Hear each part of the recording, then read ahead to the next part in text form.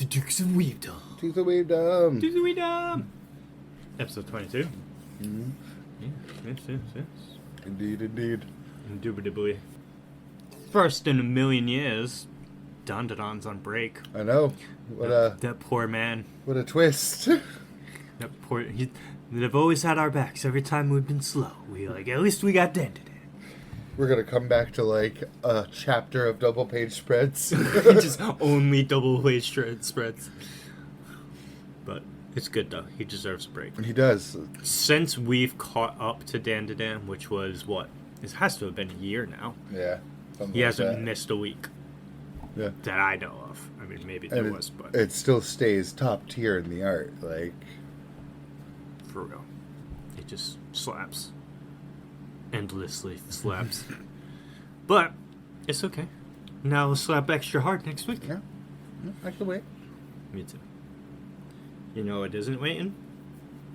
Or it did wait, but now it's back. JJK. JJK.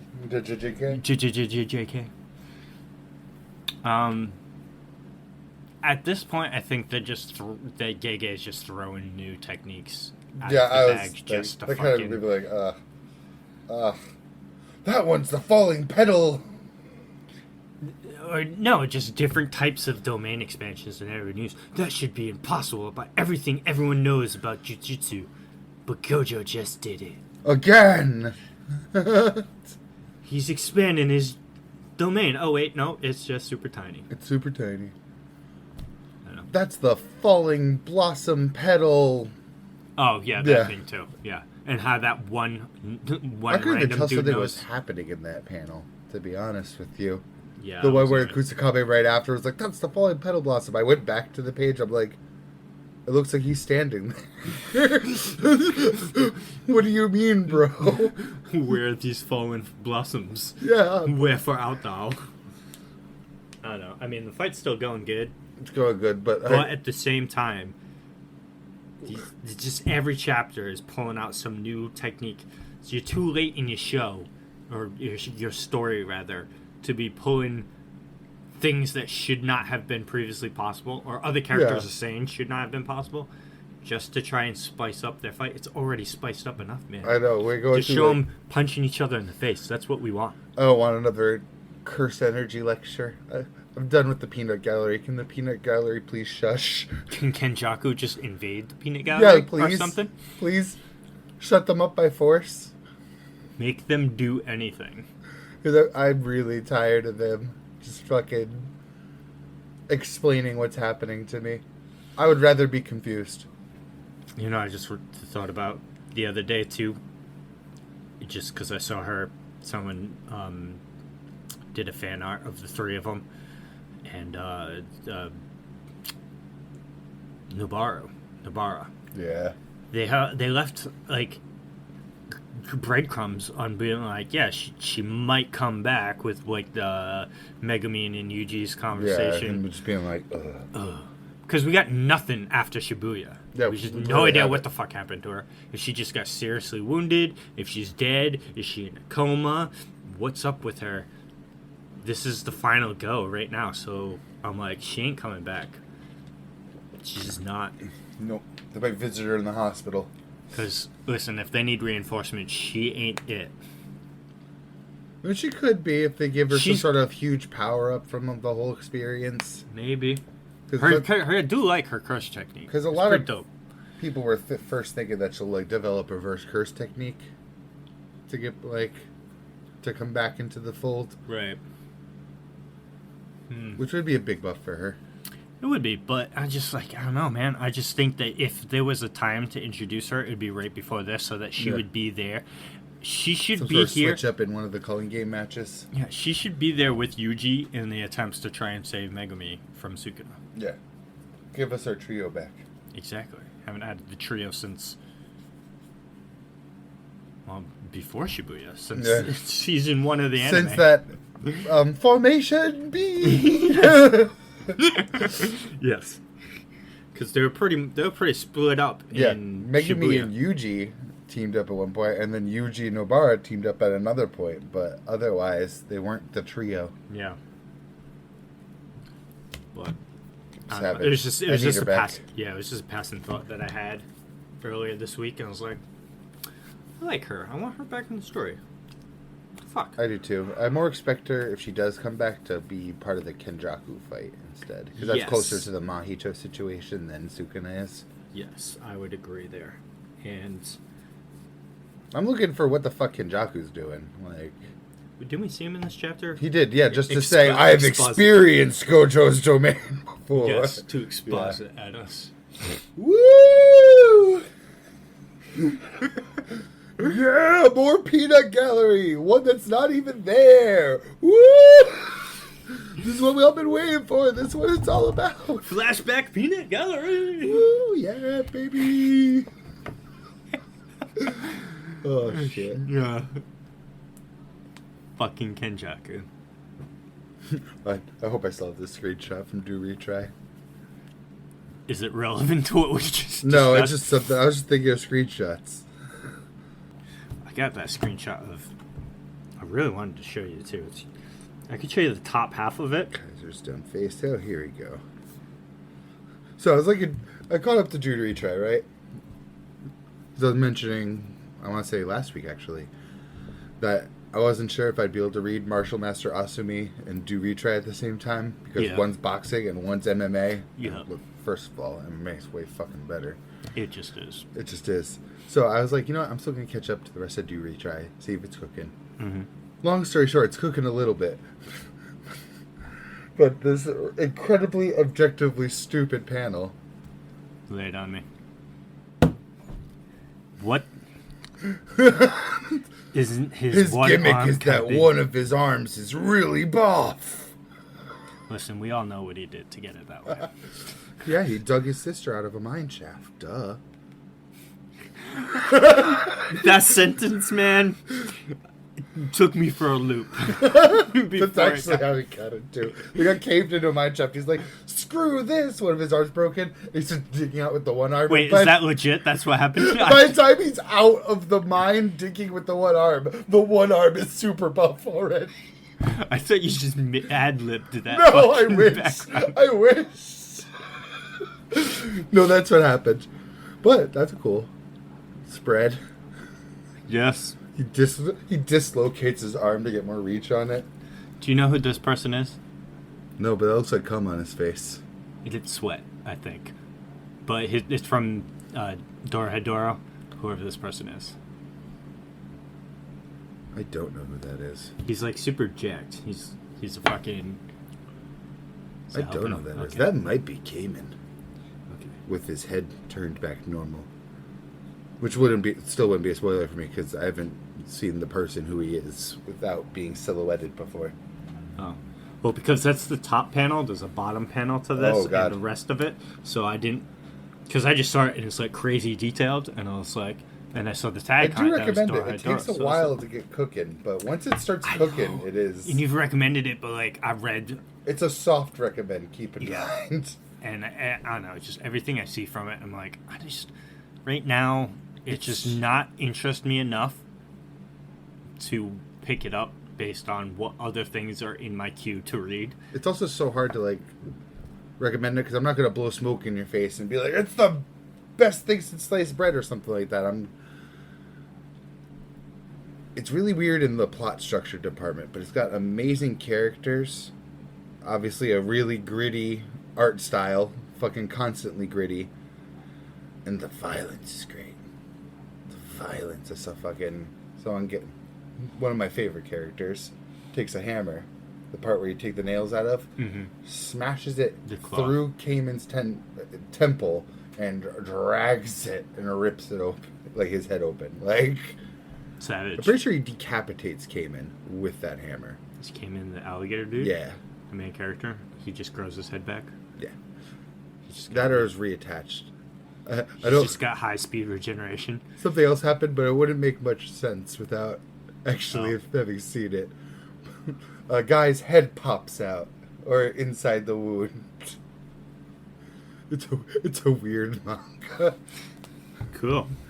But it's got really good imagery. But it's always got this air that it's just kind of like planning it as it goes until volume 8 and 9, where I'm like, okay, maybe you did have a vision this whole time, and you're just super weird. I mean,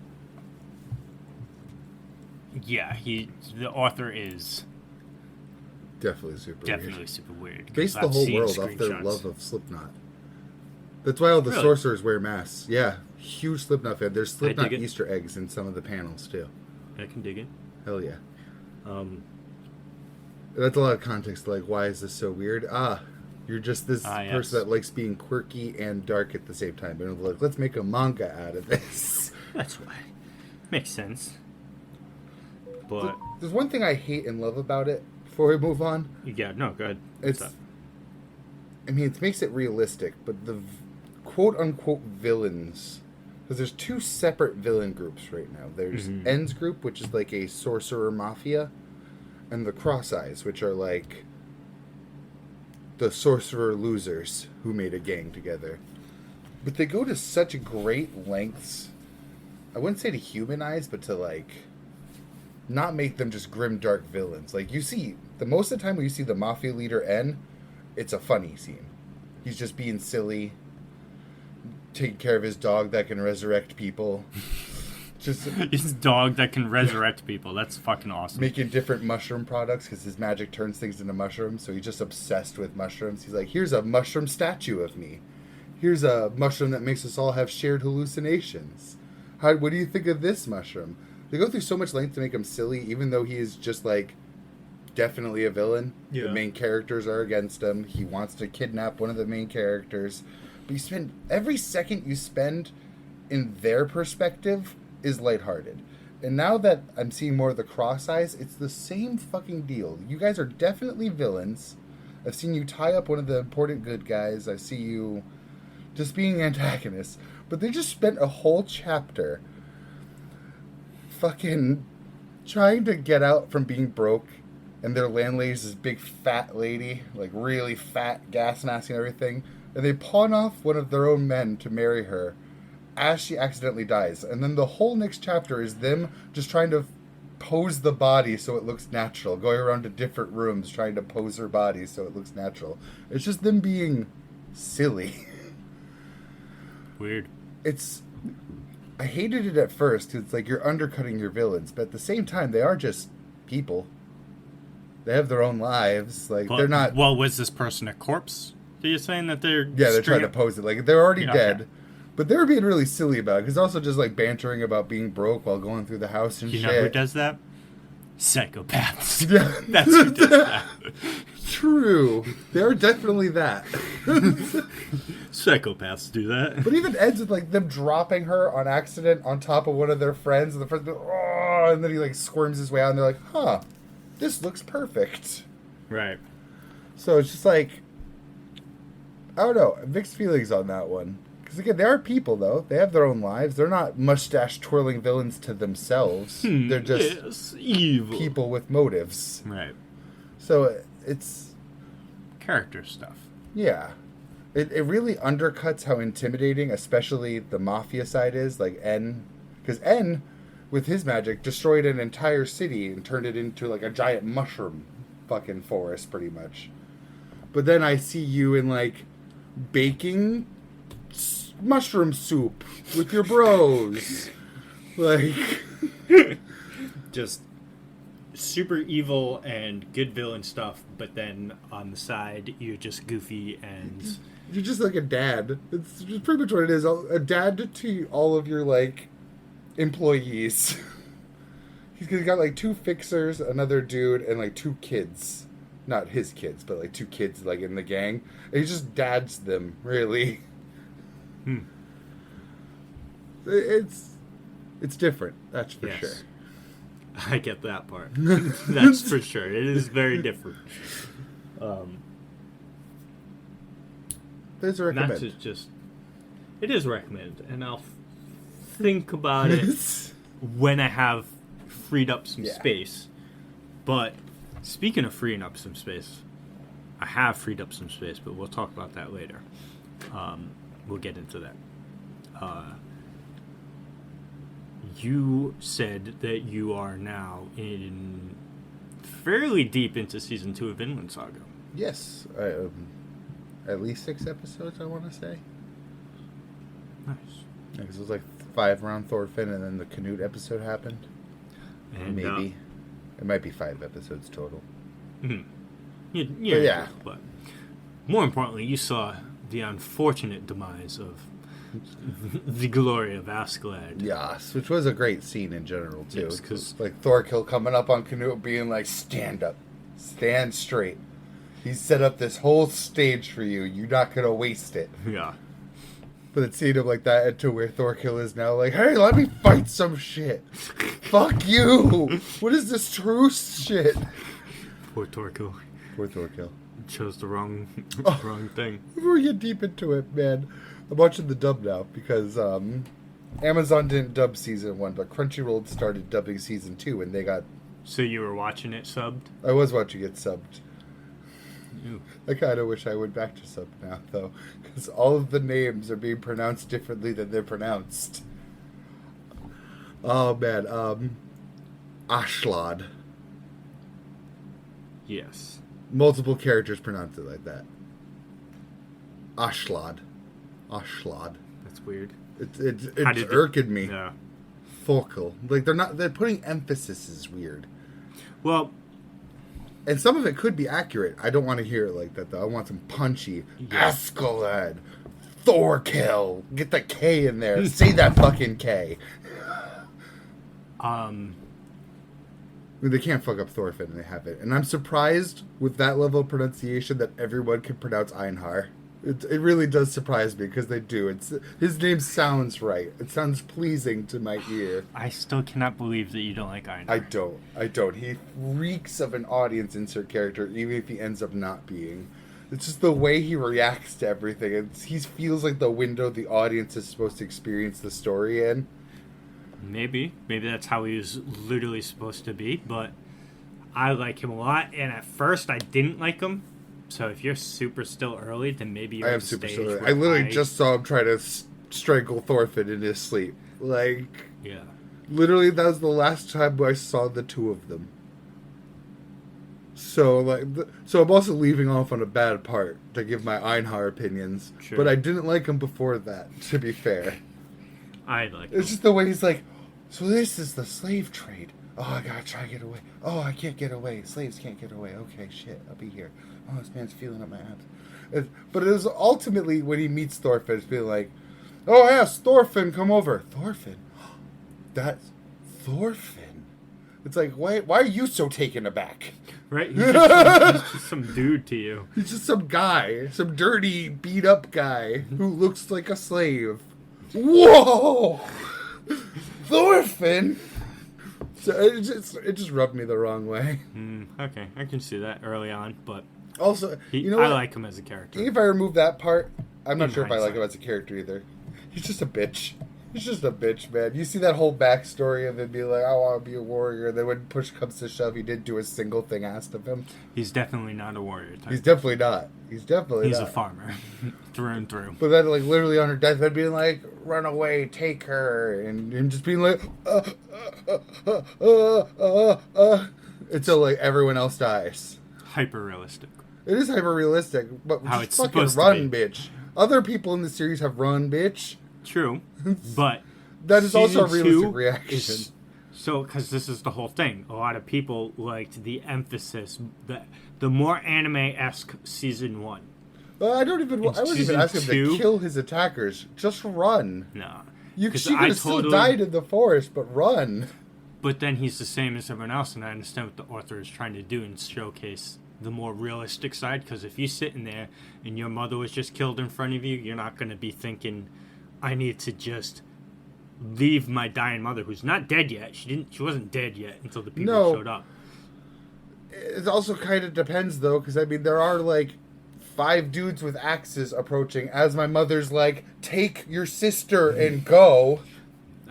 With my sister up the road alone, possibly being killed as we speak. Just run, bitch. Yeah. I'm not even asking you to anime up. I'm just asking you to get the fuck away from the men who shot them down. Yes, he should have, but he did it, and he didn't. I'm not saying it's unrealistic, but I am going to judge him off of it. Fair. It's part of his character. Either, you know what? I mean, maybe that's the ultimate thing that rubs me the wrong way. All this shit has happened to you, and you're still like the happiest dude in the story right now.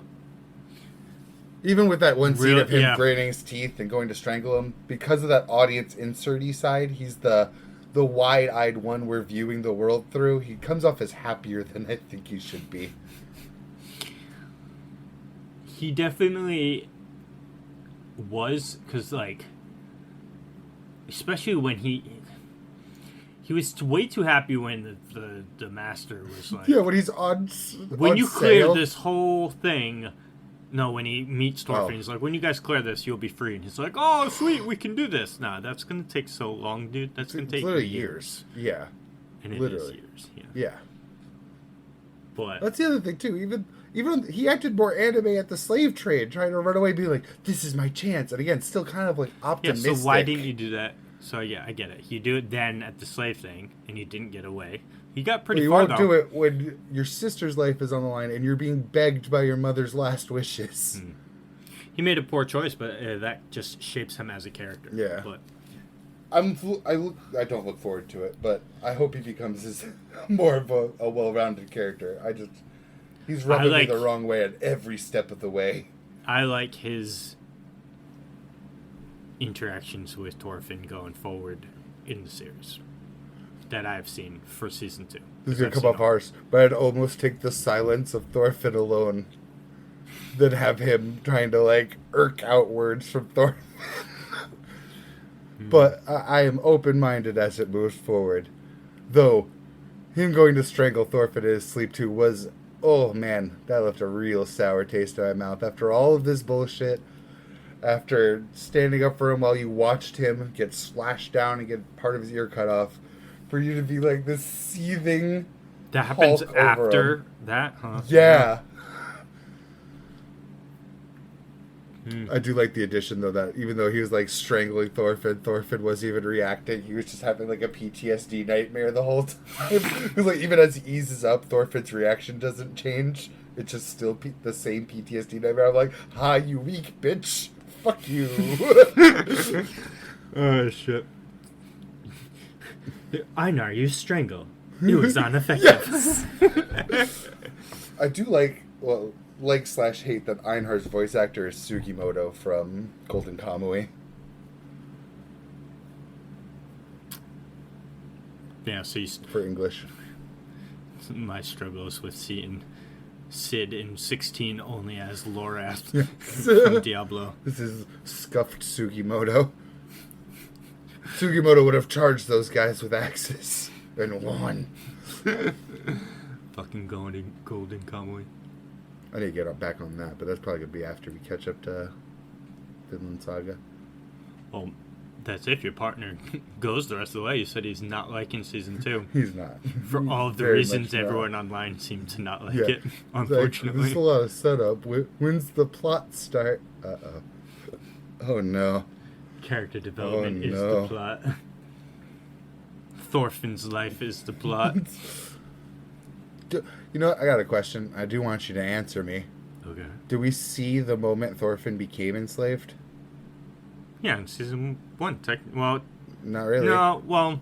You kind of see, like, it's just how it could happen, but you don't see it happen. Well, right, because in season 1, he just kind of walks away from the boat from Leif. Yeah. Leif. Well, even...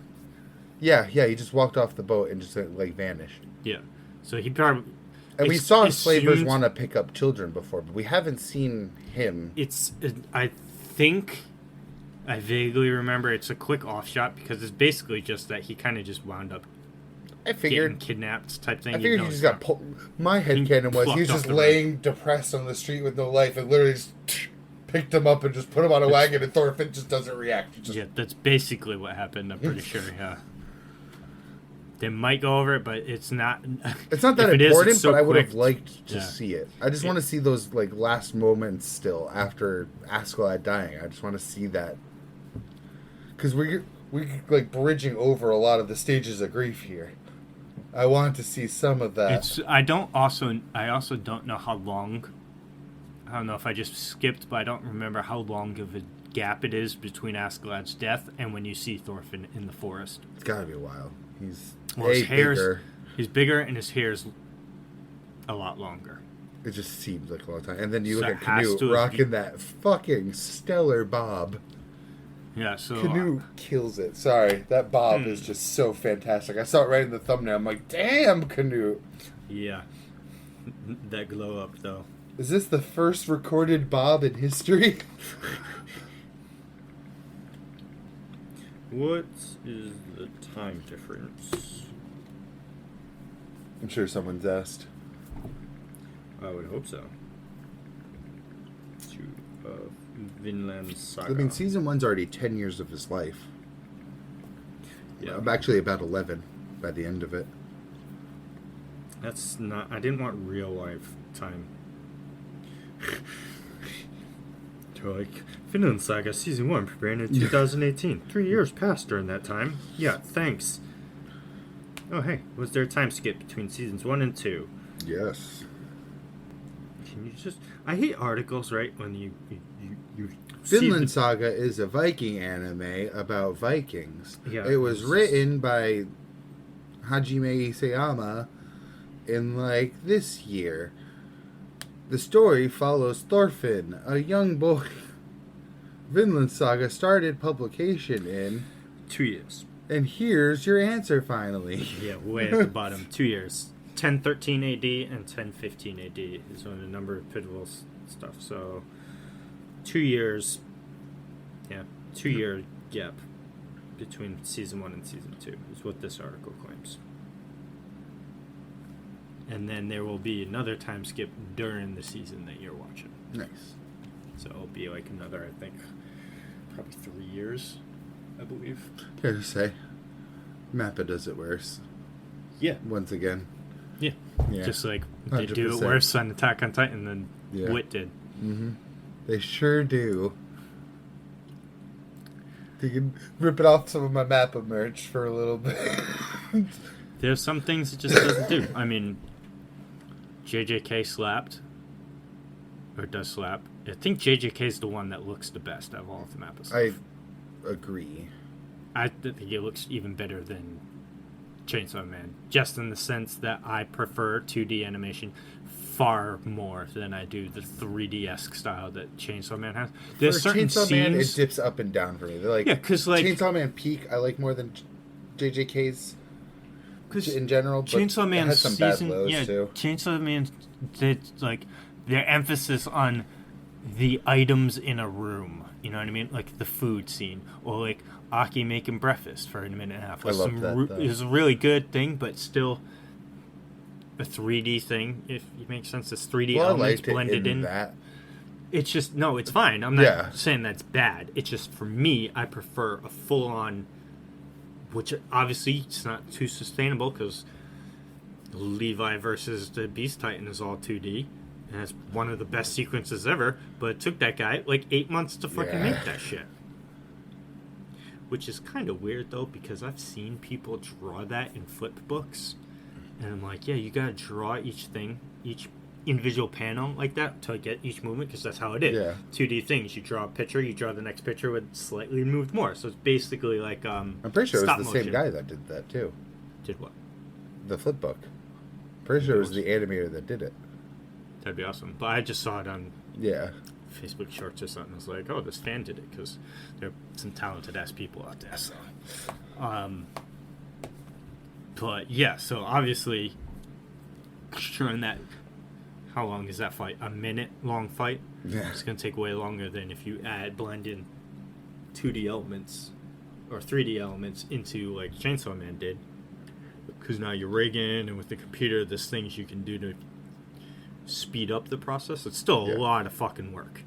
I'm not trying to downplay anything. Best, it works really great. At its worst, it's really, really bad though.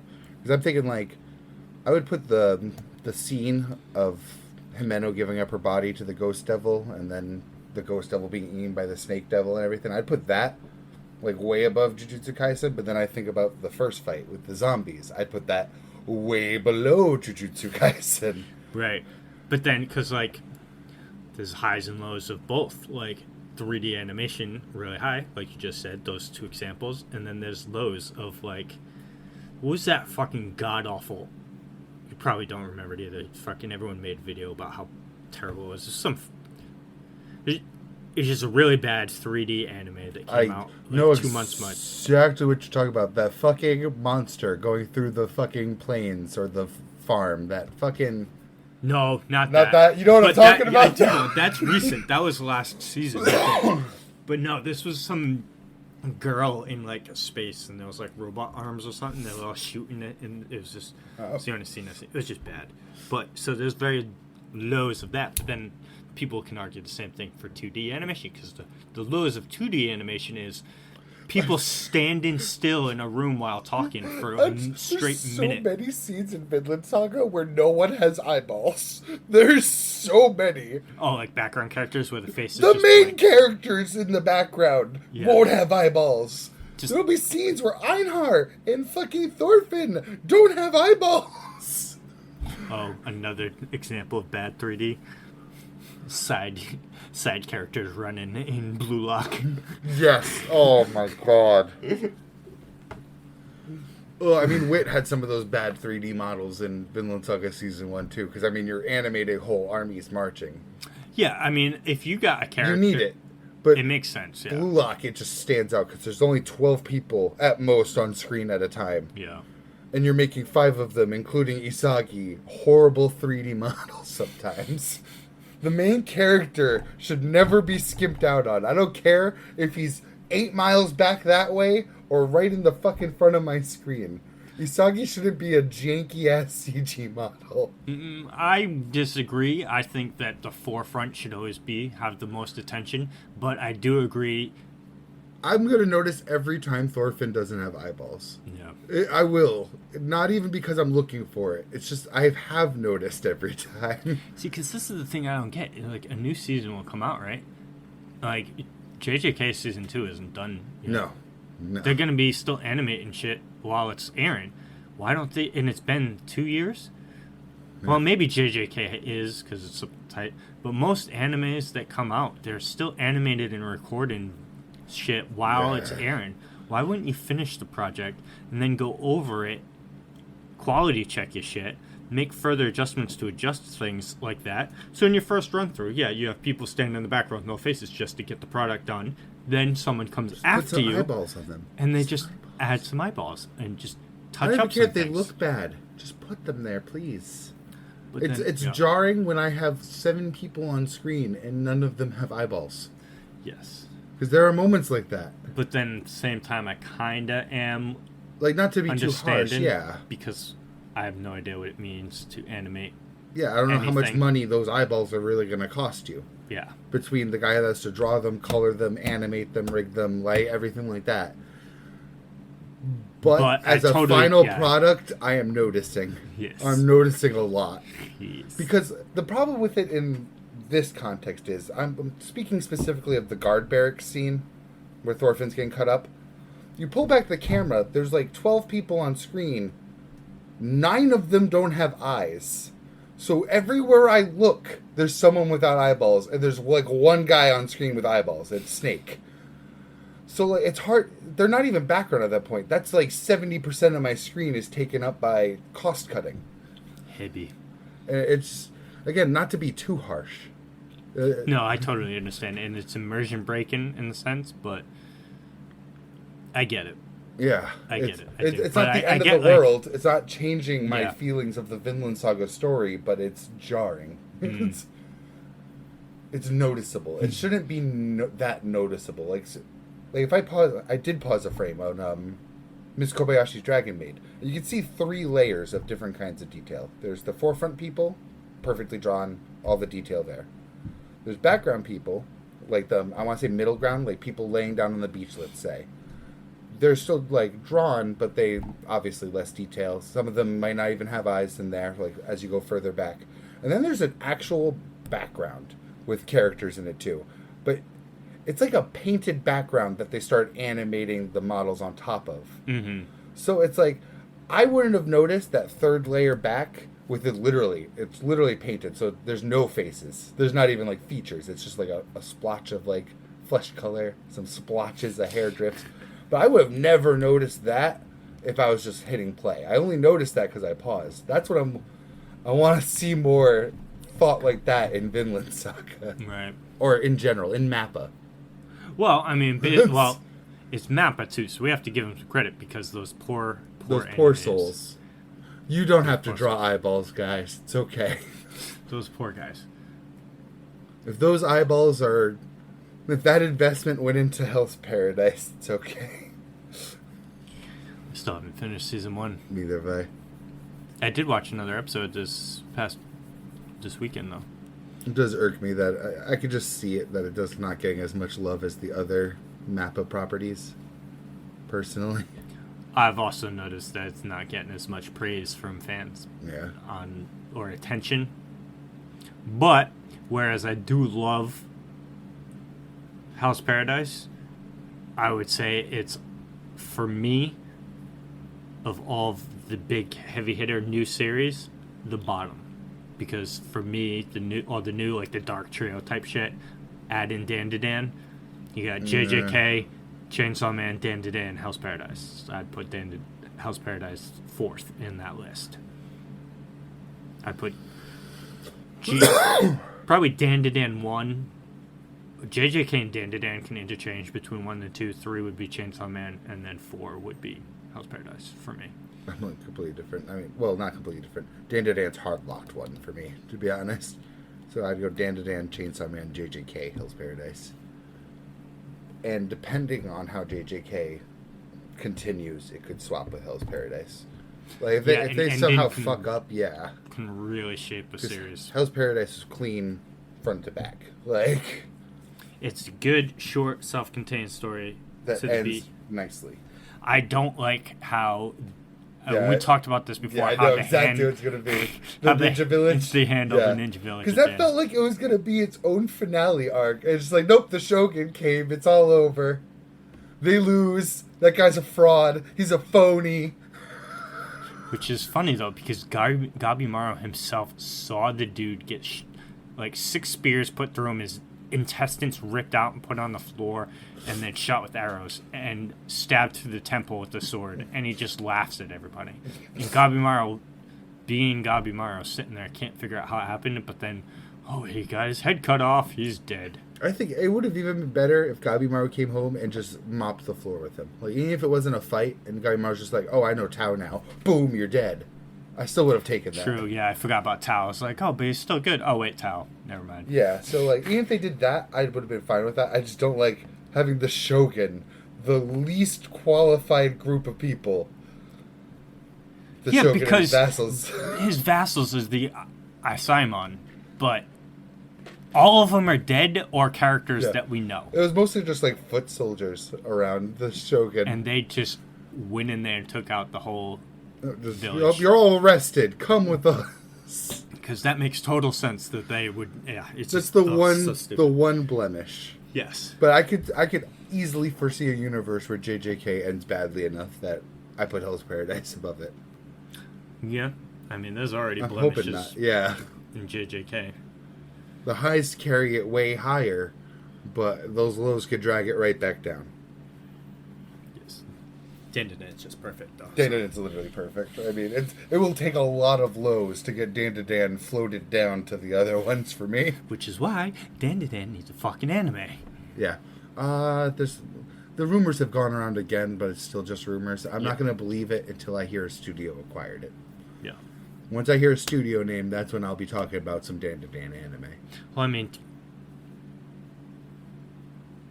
House Paradise has how many chapters? 130 something, 140. Yeah, because it's 12 volumes. Yeah, 13 max. 13 volumes.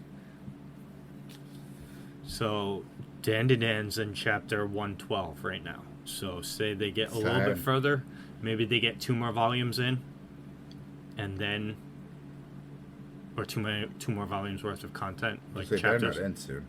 No, I mean just I know what you mean, but it's just gonna hit me. That's too because Dan-to-Dan's. What's Dan-to-Dan's overall plot other than getting his balls back? Getting the girl. Yeah. That's... Yeah. And they could just... Even if they... Well, I say even if they're going to fucking win. Let's talk about they're fucking winning right now. They're going to win this fight. once this is over, they can just bring in the new threat. Like they keep. Yeah. He'll only have one of his balls by the end of this. Because it's the one ball he had that he re-lost. Yeah. That he has to get back, so he'll still have one missing ball even after this. Poor guy. He needs those. He does. Momo's waiting. How is he supposed to get the girl without some balls? Oh, shit. But that's the good thing, because, like, you don't see an ending. Dan can easily keep going. Yeah, I love that Dan doesn't have this like long-term goal, because it almost comes off a little bit more like just like 5% towards a slice of lifeiness, because I don't know what to expect. I don't know what we're gonna do next. But then, like, you take Hell's Paradise, for example, right from the get-go, the beginning of the stories, you got the endpoint. Get off the island with the elixir. Yep. The only thing we learn after that is the only possible other thing would be the Ninja Village shit. Yep. There's no other story to be told once you do that. Just wrapped up with a bow, nice and done. Thank God they didn't do the other shonen thing that they can ruin a story, where they're just like, here's your next goal. Yeah. Good luck, boy. Which I would argue was a hit to the ribs for Bleach. I was just thinking that. I really was. Because Bleach is not as long as people think it is, because it has so many filler arcs in between the story bits. Arcs. Because you gotta think, because I, for the longest time, in my ignorance, thought the Bound arc was canon because it's mentioned in anime canon arcs. Which anime canon. Yes, made it anime canon, which is hard. So, because it's literally, you got the beginning town shit. Yep. Soul Society. Straight into the Arrancar and Aizen thing. Aizen's done. Anime gets canceled. That's 3 arcs. And that's the entirety of the old anime. And now this one arc that's being animated now. Which comes back this weekend, by the way. Woo! Oh, yeah. If you wanna see some action, gotta be the center of attraction. But then, because it's like same thing, it's like, okay, now Aizen's dealt with. What do we do next? A new foe enter. Yeah. And then it's like, it's like Dragon Ball Z. Yeah, Dragon Ball Z is a way better opportunity example. Yes. That. Because it literally is how the plot goes. JJK, without knowing that Gege said it's going to end this year, you could say as a fan, be like, Kenjaku Sukuna gets defeated, series over. Yeah. That's it. There's nobody else if they continued past that, it'd be bad. You know what? Yeah. I mean, I used to be the one that'd be like, this could go for 10 more years, but you're right. And then, like, it's only going to dilute the quality. Which is why Demon Slayer 2, you beat Muzan's story over. Granted, people have said that Demon Slayer should have been longer. I only agree with that in the sense that the last arc of Demon Slayer should have been pushed back an arc, so they should have had another arc before what the final arc was, type deal, to flesh out some of the other Hashira that weren't focused in seasons 1, 2, or 3 of what the anime is now. Because they all just kind of the rest of them all get lumped into that last one. So you get info on all of them, but you don't get as much attachment as we did with, like, Tengen or Rengoku. You know what I mean? Yeah, you don't get to give them that love. Yeah, the spotlight. It's just they have a chapter spotlight, or this fight is their spotlight. You get all their info, and that's it. Speaking of which, me and my wife finally watched that last episode of Demon Slayer Season 2. It was way better when I read it way back in the manga. Yeah? Oh. And it's just... Maybe it's because I knew exactly what was coming. I feel like the Entertainment District arc, they extended that fight so much more between Tengen and Gyotaro. Yeah. And, like, that ending scene when, like, they're, like, screaming and they're going through the buildings is so hype. And, like, if you didn't watch or read the manga beforehand, you're like, are they going to be able to beat this? Is Tengen going to die with this? There were stakes. And like you said, in season... That's how Charlie put it. Charlie was like, entertainment district arc, they had to go beyond their limits. They had to dig into their soul and like in the grit. And like every time they brought out something, it was just not enough, and they had to go a little bit further. While at season 3, everything just kind of happens. Yeah, they just kind of do it. Nobody gets in danger of dying of the main cast. You don't think for a second that anyone's gonna die of the main cast.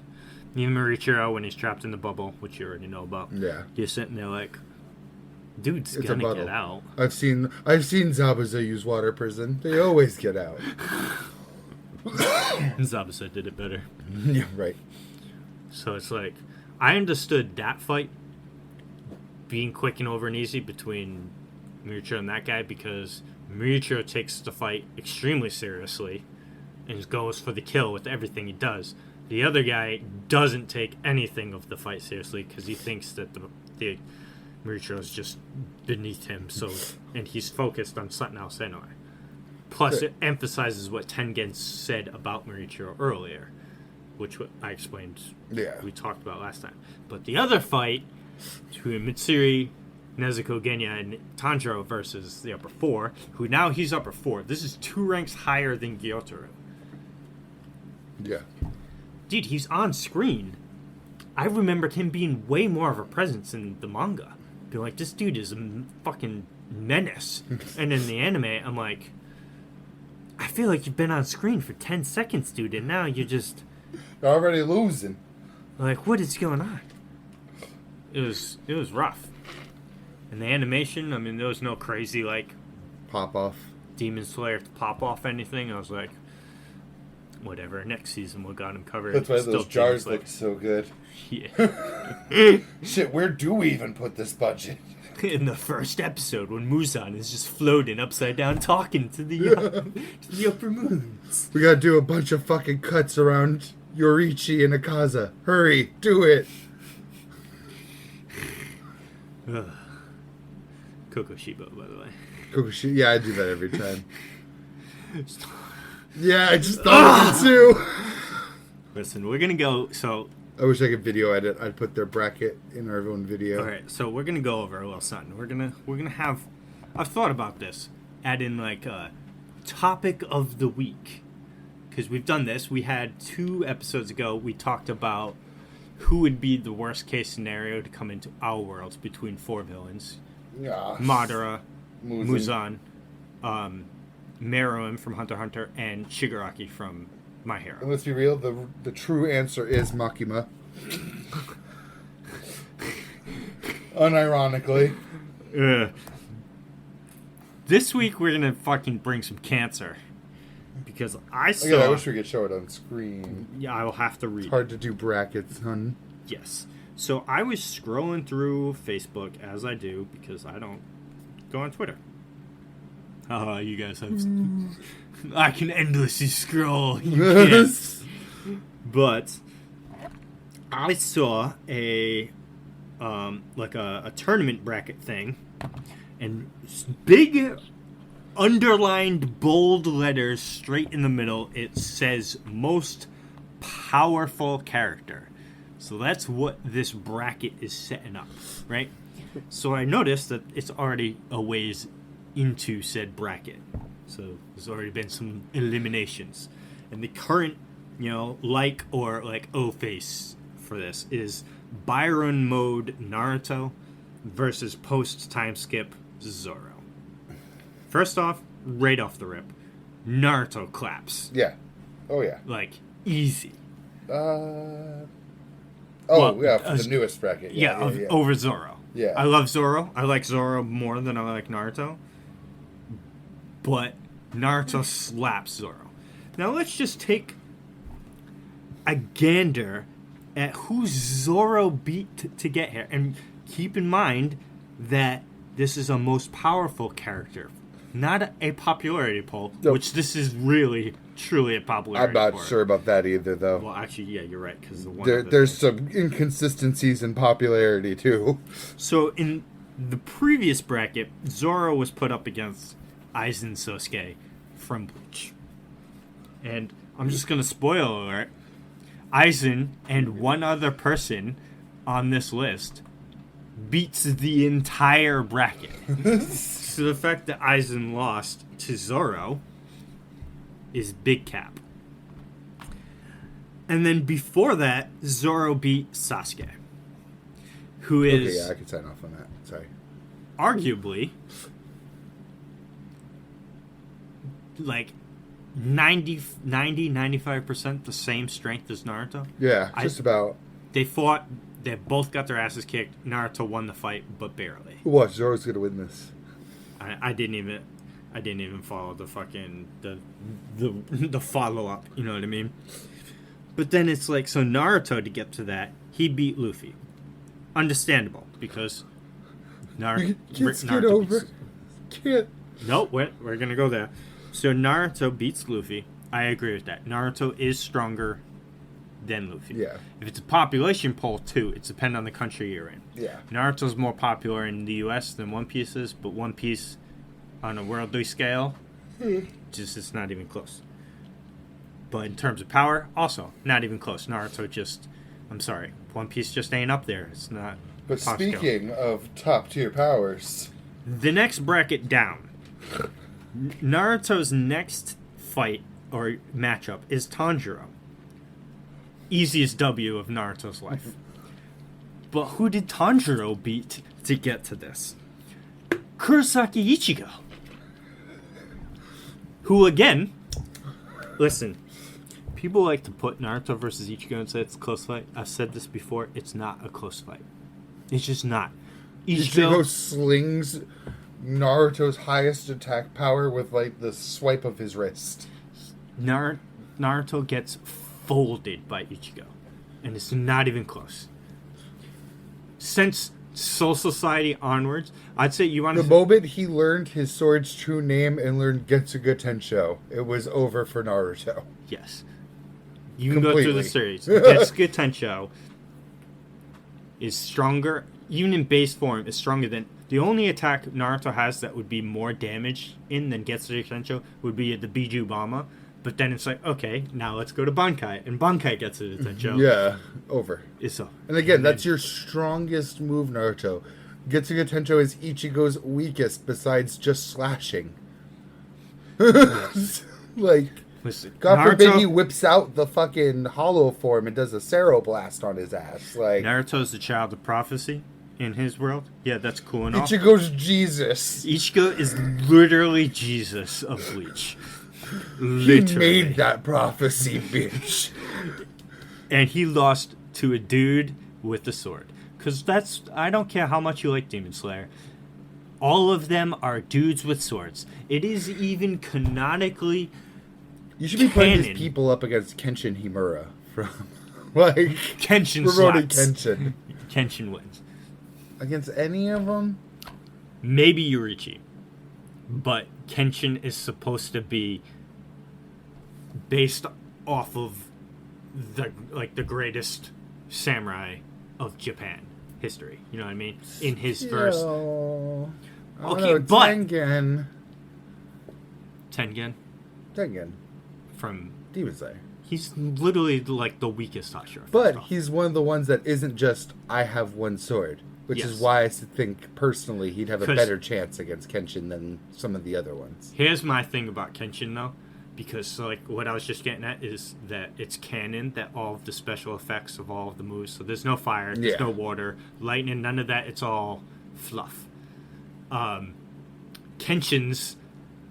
I used to know what it was called. I used to be able to just say the move. It's ridiculous. The name of the ability, or whatever it is. It literally... The one he used to beat Mummy Guy. I haven't seen that fight. I haven't seen all of Rurouni Kenshin. What? Understandable. Yeah. Back from when it was airing, if you didn't see it at the time. Yeah. But it literally, it causes a vacuum chamber, the draw speed and all this, and, how it works. So there's actual somewhat elements of some minor supernatural in there. Whereas Demon Slayer's only quote-unquote supernatural stuff is the Demon Slayer mark that helps them push beyond their limits type deal. But, I don't know. It's a debate. It's a good one. That's a good one. And there's certain characters that you can debate that, like... Because again, I think the closer you get to a regular katana sword style, the less chance you're going to have of beating Kenshin. Because you're playing his game that he's already better at. Yes. And for those... Because, first off, for anyone that's listening that has read the manga of Demon Slayer, my co-host here, Kohaku, has not read and does not know all spoilers. I actually haven't even watched Season 3 at all yet. You have seen a review of it, though, so that's why I've talked on some details yes, of it. Yeah. Because there are... Oh, yeah, you can talk away, my dude. Have you seen... Well, I asked you previously if you know what happens at the end of Season 3. Yeah, and I do. You do? No, I don't. No, I don't. Well, first off, like I said last time, you probably do. I'm not going to tell you at all. I'm just not even if you know. But screenshots of it have been everywhere, so I'd be surprised if you haven't seen those. But I'm still not going to mention it. Because based on your reaction, I don't think you know what it is, and I'll just let you see it. Even into serious Tanjiro isn't even scratching Ichigo. No. It's just not happening. Even if you normalized them and took them just for their sword skills, I still don't think Tanjiro would beat Ichigo. And then, yeah, it's just not happening. He's not even, like, top tier in his own fucking verse yet, like... Because I'm not going to believe for a second that these people are all manga readers voting on this. No way. We'll go down the list. Our second one, because Naruto over Luffy makes sense. Our second made sense one. Aizen versus Inosuke. Aizen won. But then Aizen loses to Zoro, which makes 0 sense at all. Because then goes into the inconsistencies thing here. If this is a popularity poll... Because of the recency of Inosuke, you would think Inosuke would popularity beat out Aizen. Yeah. Because of modern day. But no, Aizen beat it. But Aizen beat it, but then lost to Zoro. Next level down. Later down, you could see Rengoku lose to Itachi, too. So it's not just... Yeah, the only name I don't... Kuchiki? Could be Kuchiki. It could be either Byakuya or Rukia. But I feel like both of them would win over Rengoku, but I think they would put Rukia or Byakuya because that's their name. I don't know because Zoraki is Zoraki. True. Thanks, guys. This is the worst brackets. And thank God Zoraki beat out fucking I would have been Zenitsu. Livid. But then loses to Kakashi. And you obviously... I don't care who... Listen, base form fucking Kenpachi folds Kakashi. I like Kakashi a lot. He's a great character. He's a strong character. He makes 0 sense at the end of the war because his whole trait is he doesn't have a lot of chakra and he runs out of steam, but then somehow can fight infinite for that entire last arc. We ain't gonna get into that, though. Nope. Fucking Kenpachi, man. His Bankai and his fucking sword release is so broken, it's not even funny. Kakashi just loses. Kenpachi, Zaraki takes almost this whole list, too. Then going down, Itachi versus Ace. Itachi just wins. I'm sorry. I mean... It just doesn't... all of the hacks. Literally, what killed Ace... was a hotter fire. And Amaterasu, I would say, is a harder version of fire than just regular fire, the Aces. Ace doesn't have blue fire. Yeah. He's just regular orange fire. Fucking Tsukiyomi the bitch and just call it a day. Yeah. And listen, you tell me Ace is going to look Itachi in the eyes? I doubt it. And people say, oh, but he's a Logia. All right, listen, if we're going to go that. I never do that. A chakra is going to... Chakra punch is going to work the same way as a hockey punch. He's going to hurt Ace. I am always a fan of eliminating like system-wide rules like that. That's the case. No one Bleach wins. Yeah, every single match in all of history. You can't see them. Literally, and they can still kill you. They're spirits, and it is very known that they can still hurt you. Yeah. If you don't have Ryatsu, their Ryatsu crushes your soul. They just show up and you're dead. Yeah, see, I hate that shit. Yeah, I completely get it. So, then, whoever this Kuchiki is that Rengoku beat, I don't know if it's Rukia or Byakuya. It shouldn't be either of them. Or if it is, they would win. But I then... I can just see it now. It's Rukia. Well, duh, Rengoku's fire melts the ice, stupid. Again, though, Rengoku doesn't have fire. Stupid. And then, popularity, Itachi's fucking... Everyone dick rides the shit out of Itachi. Yeah. So, no way they were going to say that... Well, people fucking love Rengoku, so... But, I mean, that's literally like... They do. The smashing of popularity worlds. Love Itachi. People, honestly... Itachi fans honestly make the argument that Itachi would beat Madara one-on-one. It's not even narratively implied. Like, yeah. Can we just follow the story as it's written for once, please? It is clear Madara is supposed to be the strongest threat. Like, yes. So that's that whole side. That's all. Yeah. By the way, that's only half the thing. If that was the case, oh wait, was Madara even summoned yet when Itachi was broken out of? What's it called? Oh God, yes. The story's so complicated. Then if that was the case, Itachi would have just went to Madara and ended the war.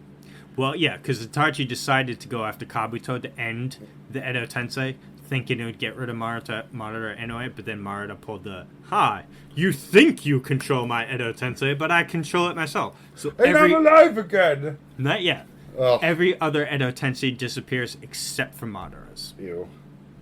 And then Madara goes on his thing and then comes back to life. Lord and knows somehow that's a power boost. Yeah, somehow that's a boost. Because not being able to die. And having infinite amounts of chakra. Yeah. Which he might as well have had infinite amount of chakra. Yeah, anyway. So, as the bracket leaves, is Naruto versus Zoro, which is what this poll was on. The next fight would have been Kakashi versus Itachi, which Itachi just wins that fight too. At least that's finally an inverse matchup. The only one that kind of makes sense. Itachi has already beat Kakashi in the show, so Itachi just wins. And then my favorite part, the how do I even put this? The Hokage quandary. So they have Minato beating Akaza, and Tobirama beating Gyo, but then the strongest Hokage, Hashirama, losing to Yoriichi. Yes, and again, it makes sense. All of those people, well, Akaza aside. All of those people are dudes with swords. Though, Yoriichi is a G in his own verse. Yeah, and he's the strongest of those Demon Slayer characters. However... But why did the weaker ones lose to the weaker Hokages, but then the strongest Hokage loses to the stronger demon? Yes. Hashirama's existence in the verse buffed people. Like, yes. Hashirama cells became MacGuffins at that point. Like, this motherfucker has Hashirama cells so he can lock the Nine Tails. And then this motherfucker has Hashirama cells so he can regenerate. Minato beat Shanks in round 1. Makes sense. There's a lot of dick riders for Shanks. But again, the One Piece verse is just not on that level. And that's I also think maybe if Shanks actually did more stunting on screen... chance. He has in recent things, but even literally with that, like the last 5 chapters. Yes, but even with that, I still don't think he beats Minato. I don't think they're reading the manga anyways. But yeah. And then the next one down too, Ishida Uryu versus Akaza. Akaza gets demolished. Yeah. Listen, it's and then thing. Oh, he doesn't have a Nichiren band. Listen. Quincy's attack the soul with their abilities. Yeah, if we're going Nichiren Blades, then no one should be beating Bleach characters besides Ishida. Because Ishida doesn't have, like, a spirit form. Yes. But that was the argument. Then every single ghost version of a Bleach character should not be beaten in this list. So let's drop the Nichiren Blades, motherfucker. Hashirama beats Goldie Roger. Yes. I was going to say I'm not ready to drop Ishida versus Akaza, actually. Yeah, Ishida can know different from a distance. But I do think if Akaza somehow, if the fight started within like an arm's reach, I do think he could beat Ishida into submission. This is very conditional. This is all incredibly conditional. I don't think so. And I'll explain why. First off, I don't think Akaza's fast enough to get the jump on Ishida. First off, Ishida's flash stepping. Ridiculous. I'm just gonna call them all flash steps. Don't you dare fucking. They are all named differently. Yeah, don't you dare. But it is all the same fucking thing. Thank you. It's just. If you whipped out the Quincy version, I would. I don't know its name, but good. It's in my mind, the way I look at it is like a cultural type thing. Yeah. Cultures call it different. Each species calls it different. They learned how to do the same thing.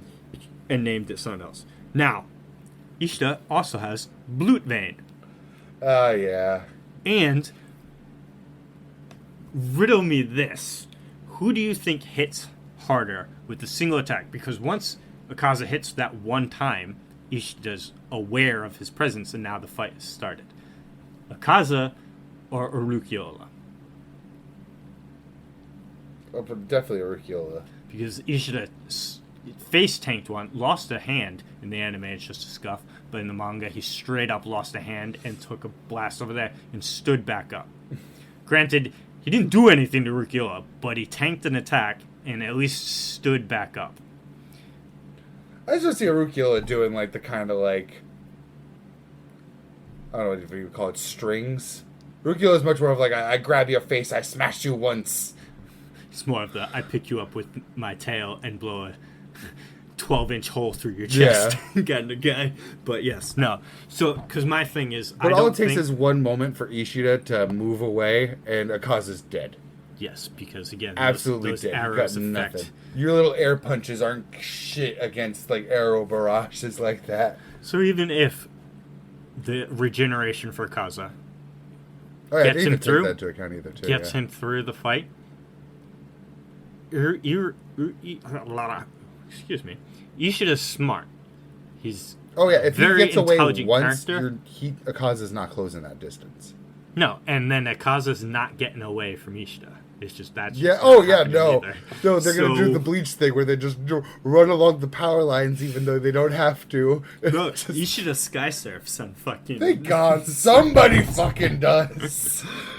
Yeah, you don't remember that? He's got that little disc that he floats around on. I actually completely forgot. Yeah, he totally flies around on a disc made of Ryatsu. That's awesome. Yeah, he air surfs. On top of having flash steps, so. And then he's got all of those different abilities. You know, because it's all German names. I don't fucking remember his. Like the swordy one that he's... Well, that one, he's got the little things where it makes the stargram, and then he drops the airdrop in it, and it's mega explosion. Boy, I believe? Yes. He's done it to a few people. He did it to the Arankar he fights. He did it to somebody. Who did he do it to the first time he used it? And then, like, what he did against Mairyu, the fucking sword arrow thing. Yeah, that thing was fucking cool. Yeah, he's just Akaza's just losing, okay? I like Akaza too, but no. It's not happening. Hashirama beats Gold Digger Roger. I forgot, Yoriichi shouldn't have even been in the bracket to fight Hashirama. No, he should not have been. That is the easiest loss. Yuha versus Yoriichi. Yuha Bahak. Baha. Yuha Baha Blast. Yuha Baha Blast. Folds this entire bracket. Yeah. The only two people that stand a chance are the two people that fucking kill him. Aizen and Ichigo, and it took both of them working together with Ishida, actually, and Renji. It was a four-way fight. Renji's there. Yeah, but Renji, he doesn't do much. No, he never does. He is textbook jobber. So not only did Yoriichi... So either... I would love to hear them argue that. I would love it. No, I don't care. No. It's just never in a million years. Well, with his 6 eyes... Oh, wait, it's not even Kokushibo. It's Yoriichi. not. It's Yoriichi. I was going to go, with his 6 eyes, he sees more than you watch with his almighty. No, yeah. No. The almighty is just broken. He doesn't need the almighty. That's the thing, yeah, his AP is enough. The fucking... The Sternritter twin that fought Yamamoto. Yeah. Wins. Yeah. Yep. Tobirama versus Sabo. Tobirama takes it. Who gives a shit? Yeah. Renji versus Gyu. They put Gyo wins. No. I'll take it. You don't like I hate Renji. Renji enough. But no. Renji has a curse. It makes him destined to lose. He is the Piccolo curse. Yeah. He is destined to be a jobber, so I'm almost okay with him being a jobber on this list. Killer Bee versus Usopp. I'll Usopp give wins. Renji the credit. Tobirama, who beat Gyo on this list, would lose to Renji. Yes. Yeah. It's just true. It's just facts. Out of all the Naruto characters, I think Tobirama is a cool matchup for Renji, though. This is a bullshit one. Killer Bee versus Usopp. We all know. Everyone knows that Usopp wins that fight. God D. Usopp is the Chad of everything. And speaking of Chad versus Obanai. I don't even know Obanai, so... Obanai's snake guy. Snake Hashira. Oh, yeah. Oh, ooh.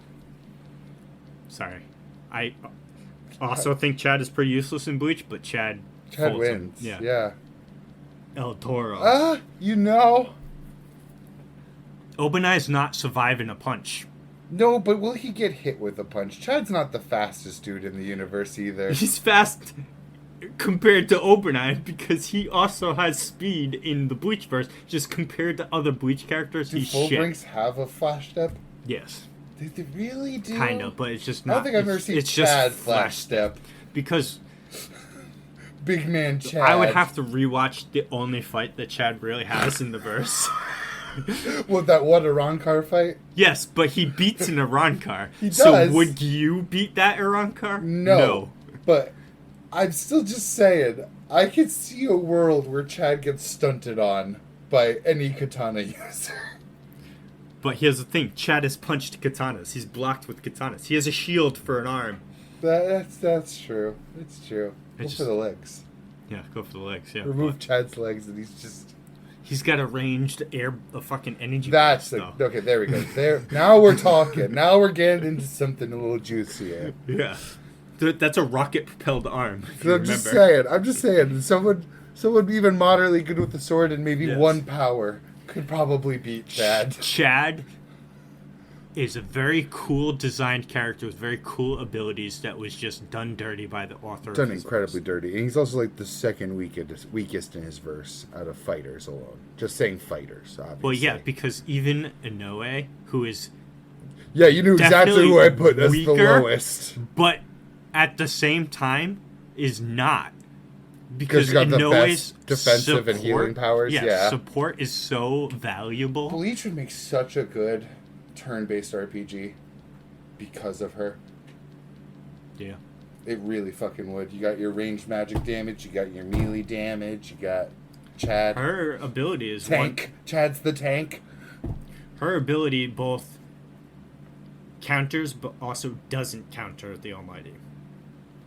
The Almighty can bypass her shit because she puts up the shield. Yeah. And the Almighty just doesn't damage the shield. It just goes through it and hits the person behind it. So she can't defend against the Almighty, but she can reverse the Almighty's effects on the future. Because she heals Ichigo's Bankai.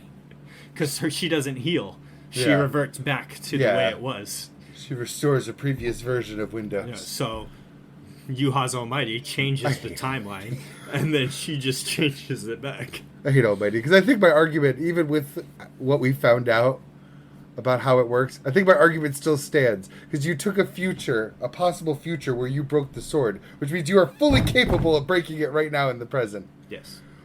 Break it in the fucking present! You don't need to give me a dissertation about cool anime powers to make it break. Yeah.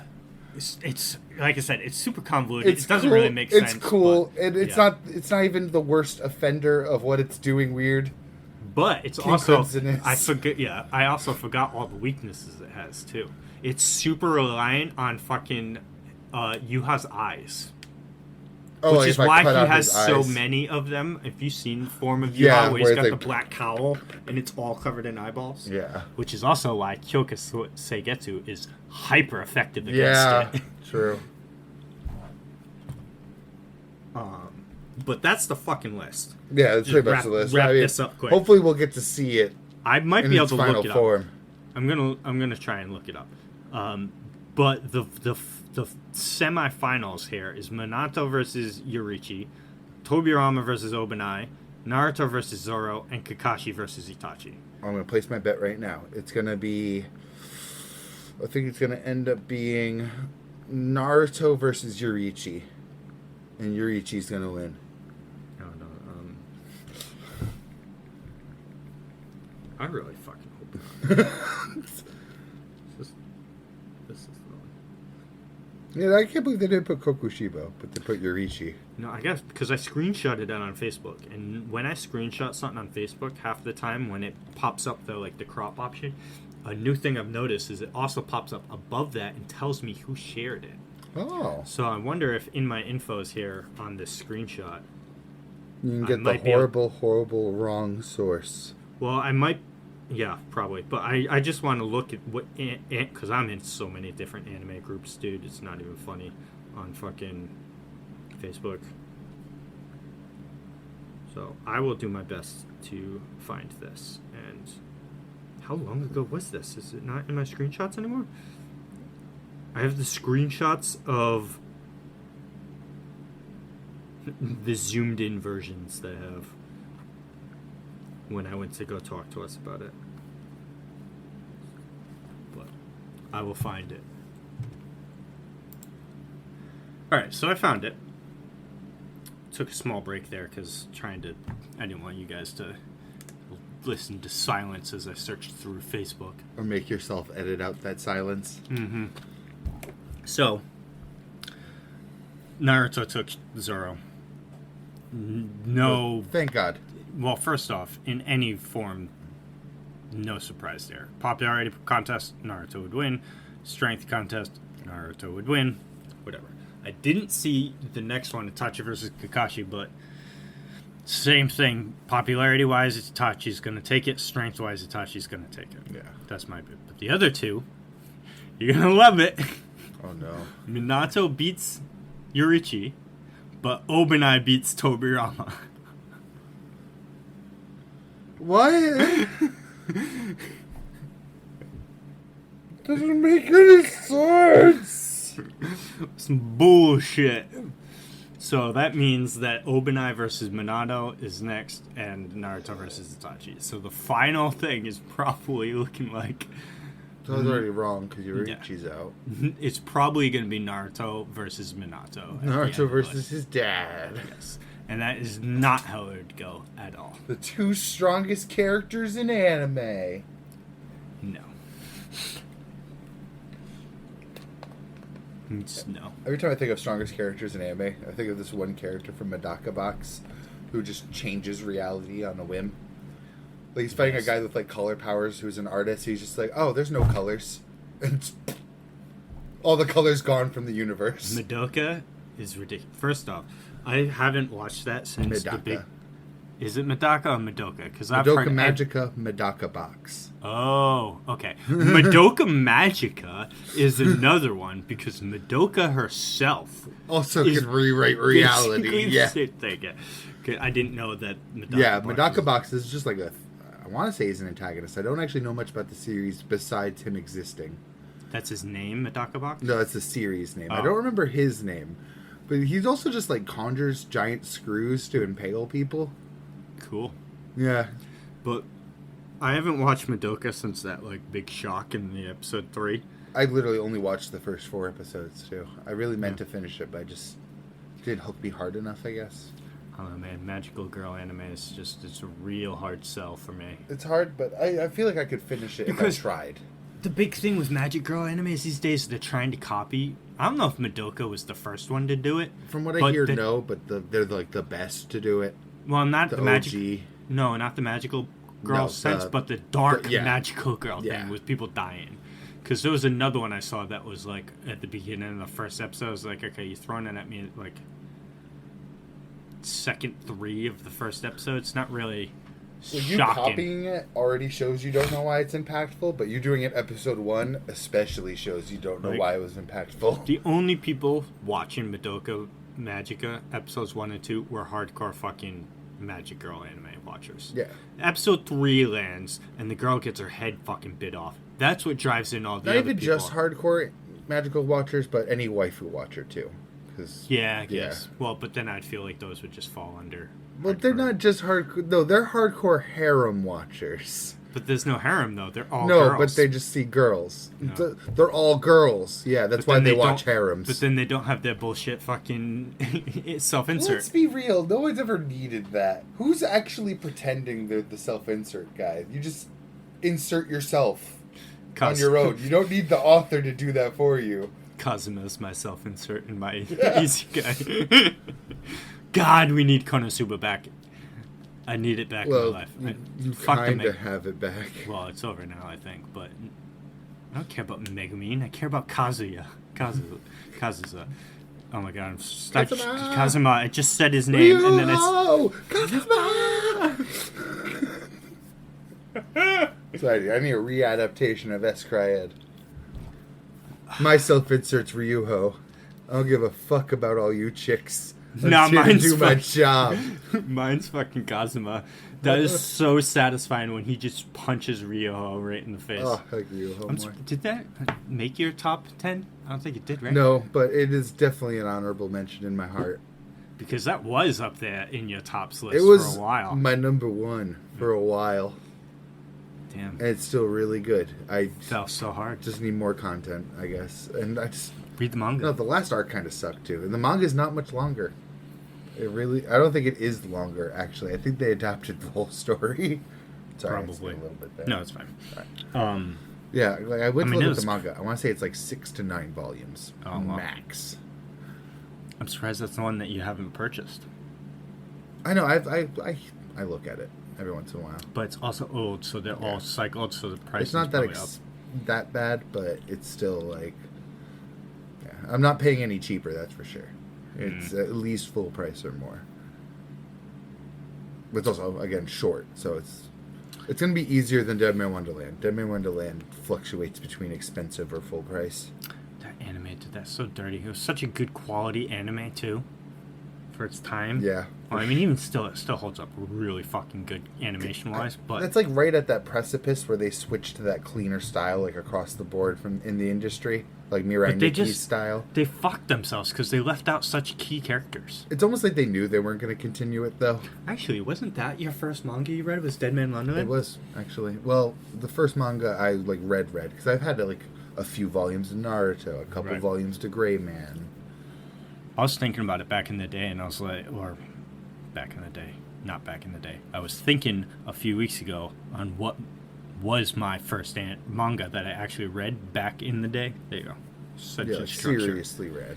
But I don't know if it was Naruto, Bleach, or Tenju Tenge. Okay, no, I lied. If it's Naruto or Tenju Tenge. Yeah, but you picked up Tenju Tenge real early, too. I remember that. Yes, so I think... No, because let me see here. Because I got into Naruto hardcore in middle school. Because Naruto was the first one. Because Naruto was the anime that made me realize anime was a thing. Yeah.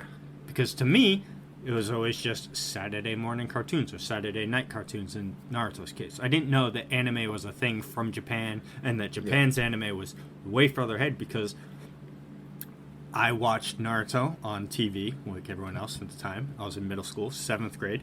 Then I discovered the interwebs. Yes. And I was like, YouTube was around. They see the Naruto versus Sasuke fight compilations. All the anime AMVs, and I'm like, Sasuke turns into a bad guy? So that's when I started watching... So I started watching Naruto first. I feel so numb, I can't feel you there. The animal I have become. I can see Sasuke curse mark that pose where he's like, ooh, I can't contain myself. Such good times. Oh, yeah. Classics. But those were back in the days when we had to watch anime in 3 parts on YouTube because of the 10-minute limit on videos on YouTube. Oh, I have another fun fact, too. The person that turned me on to Dead Man Wonderland way back in the day, it was just someone I knew in high school, went over to his house. It was also my first exposure to JoJo's. He showed me the 1990s OVA version of Jotaro versus Dio. All the way back then. Nice. I didn't internalize that at all. I'm like, this is fucking weird, whatever this is. My first anime was definitely DBZ that I ever saw. But one of the early ones I also saw was Yu-Gi-Oh! Because Yu-Gi-Oh! Was massive when I was in elementary school. That shit fucking blew up. And I remember watching the episode where Yugi, what's that, episode 1 or 2, when you get summons Exodia against Kaiba, the only time it's used. Yeah. I remember seeing that before the Yu-Gi-Oh! Craze took off. Because I didn't know what it was. I was like, oh, whatever, that's cool. But then when Yu-Gi-Oh! Took off and I started watching it, I was like, oh shit, that's what this was from. So Weevil throwing Zodia off the cruise ship. So it's a matter of how quickly because I caught up to Naruto before Shippuden aired. I watched all of Shippuden weekly until I dropped it. Because I remember catching up to normal Naruto after all those fillers. I didn't know filler was a thing, so I thought all those episodes were canon after the Sasuke retrieval arc. And it was just over. There was no new episodes to watch. And I had to Google it and search it to see if Naruto was over. I caught it because I was in freshman year of high school when it aired. I remember watching that first episode when it aired. That was a banging first episode, too, of Shippuden. But so I don't remember when I took the leap from watching Shippuden weekly to deciding to read the manga. Because, like I said, I was into... Shippuden was already airing and I was watching it before I even got into Bleach. Because I got introduced to Bleach by a mutual friend of ours that said... I would like Bleach because I liked Death Note, and they both had Shinigami in it. Yeah. So that's when I started watching it. And I already knew of being able to watch ahead than what Toonami was on. Bleach was another one. I actually caught the first chapter in a Shonen Jump magazine. Nice. That just fucking hit me. But Bleach overtook me immediately of my interest in... I went from like a Naruto... like the main thing, because that's all I watched. I fucking binged Naruto. That's all I watched. Then I binged all of Bleach. That's all I watched. So I don't remember.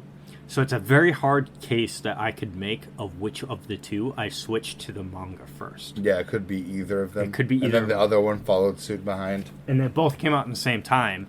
So when I caught up to both of them, I read both chapters each. They came out the same day. Again, I can't even tell anymore because I remember going to Barnes & Noble and buying like Naruto and Gray Man volumes.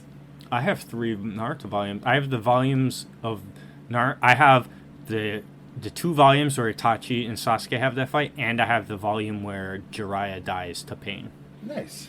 I have those 3 volumes of Naruto. I had like random ones among the first 7, I want to say. See, I've never bought in manga volumes, as you know. The only ones that, other than those 3 of Naruto, I bought at Walmart one time I saw them, way back when. All of my others came in loot crates. I saw Arpeggio of Blue Steel, and that is the clear sign that a man gets anime loot crates. Because I have a copy of Arpeggio of Blue Steel, and then a mutual friend of ours gave me their copy of Arpeggio of Blue Steel. Is it bad?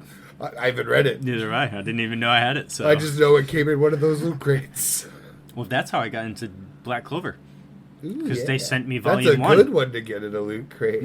They sent me that. I was like, oh, this looks cool. I read it. I was like, this is fucking amazing. Then I found out not long after that Black Clover was getting the anime. I was like, oh, sweet. I'll just watch the anime. Anime comes out, and it crushed any and all interest I had in the show. Record of Ragnarok, boys. I did. Hard. That Asta scream turned me off. Hard. So good. So good. So, but not it's definitely... but so good. Definitely those 3, though. Tenchi Tenge, Naruto, or Bleach. It's probably Naruto or Bleach, one or the other. I still gotta give it to Dead Man Wonderland because it was the only one that I actually followed, and the first manga I ever finished. I still haven't finished Tenjo Tenge. Damn. Did Did it have a definitive end? Yes. I wouldn't even know. I'm pretty sure. Yes, it did. But I would have to if I were to reread it again, I'd just start at the beginning. Yeah. And I saw an ad for Tenjo. 20 away. Not even an ad, like a Crunchyroll posts random anime clips all the time. But twice in the past month, they've posted Tenjo Tenge clips.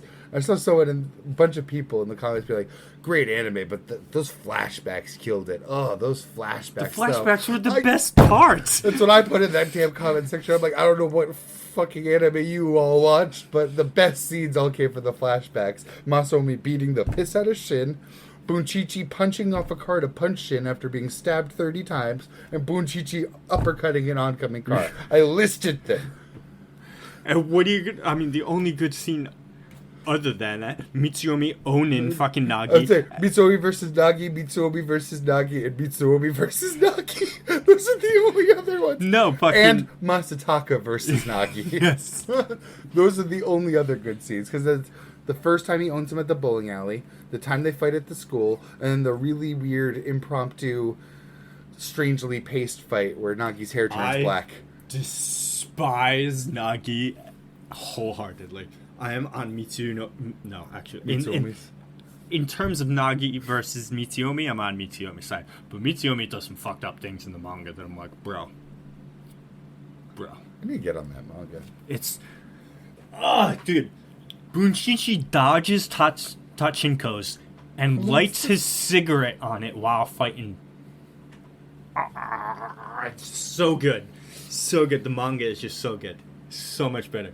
And then Bunshichi beats Mitsuomi. Mitsuomi says it. He's like, because he hesitates, so they both go to punch each other. Yeah. Bunshichi stops. Mitsuomi does it. He's like, your punch would have hit first, and it would have ended me. But you hesitated, whereas I did not. So Bunshichi lost. I didn't get on that. It's so good. So good. I already know what happened. I think I know what happens at the end. I'm pretty sure I know that, because it's all been built up that Nagi and Mitsuomi is going to fight, and that Nagi... I don't like Nagi as a character, but I understand what his purpose is. His purpose is to be what ends everyone's this misery. This violence cycle. Yeah, that happened because of that flashback. Nagi is the one that's supposed to break that or whatever, and he's some kind of fucking chosen one bullshit. That's what the black hair bullshit was. Yeah. But that fight in the anime was paced horribly. They just kind of it's almost like they thumbtacked it to the plot. I just love how Mitsuomi trains. I totally forgot. He stands there in a Speedo and lets bulls ram his chest as he just glistens with sweat, and then when he's bored of it, he just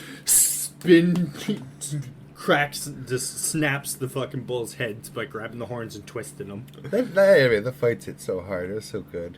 Yes. It is good. I need to find... Does Bob get any fights in the manga? Yes. Bob is fucking... I fucking love Bob. Bob is so much better of a character. Dirty in the anime. He gets... Well... He got no fights in the anime. I'm pretty sure he didn't fight a single person. Besides, maybe no names in a hallway. Yeah, and he's got that... He gets capoeira. Yeah, it's such an entertaining thing to watch, too. Come on. Give me Bob. Give me some goddamn Bob. Yes, Bob's amazing. I love Bob. But Tenjo Tenge is amazing. So is Ergo Proxy. I have to bring them up in conjunction because they both aired on Spike TV back in the day. When they tried having an anime I remember us watching Ergo Proxy together because you own it on DVD. Yeah, I do. And it's just... It's so hard to remember a single detail. It's good, but at the same time you're watching it, and the entire time you're watching it, you're just confused. Yeah, it makes what's going on? Sense. Is the fucking plot moving forward? That's when I need a manga. Yeah. I also don't remember much of it. I just remember hot emo main character, and I always remember weird. But isn't the main bad guy or monster thing the dude that she's with the whole time? But he just doesn't know about it. One too. They fought another one that's like him. Yeah, but it's him, but he doesn't know that it's him, right? Type deal. Kinda, yeah. Because she knows, because she's seen him transform change, and yeah. And then when they leave the city, they leave together and travel. It's one of those things. It almost hits me like a kind of like a Cowboy Bebop, where there's no ongoing plot happening. Right. You know what I mean? Like they have like a plot end, but there's nothing. There's no through line. Yeah. I always remember though. Every time I think of Ergo Proxy, I think of the episode where they wake up on a game show, out of nowhere. Like the episode just starts and they're in a game show already. Right. And they all don't know why they're fucking there. I vaguely remember this.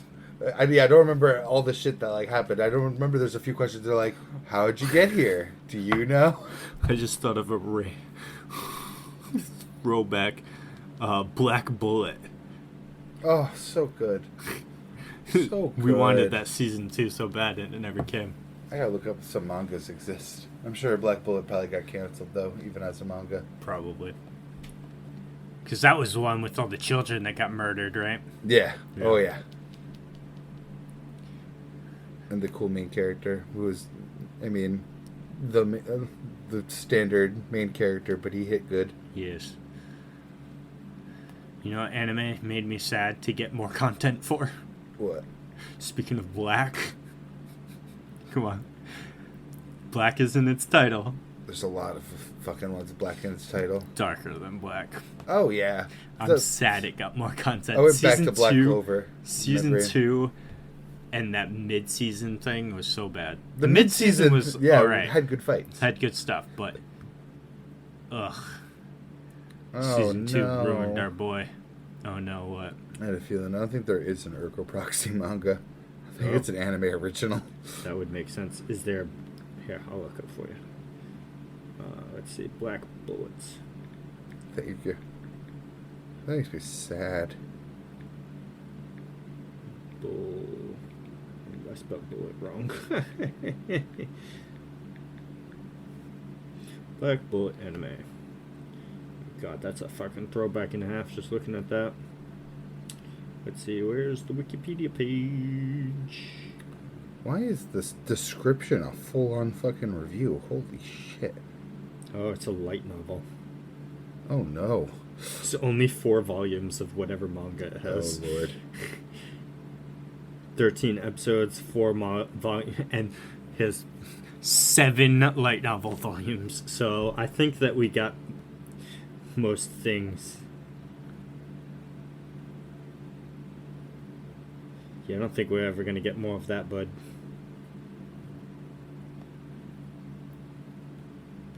So weird. The description for the Ergo Proxy DVD is literally a review of it. Sadness. It's, no hint. It's kind of weird because it even goes into like breaking down some of the weaker episodes in it. I'm like, why is this the description? Whatever.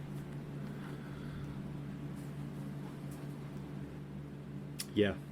That makes me sad though, because that means the story's never going to make any goddamn sense. Nope. It's literally just anime only. Yeah, no manga, no light novel, nothing. Oh god. Man, I gotta take some credit away from Ergo Proxy. I gave it some leeway points for thinking that like the manga probably continued beyond where the ending was.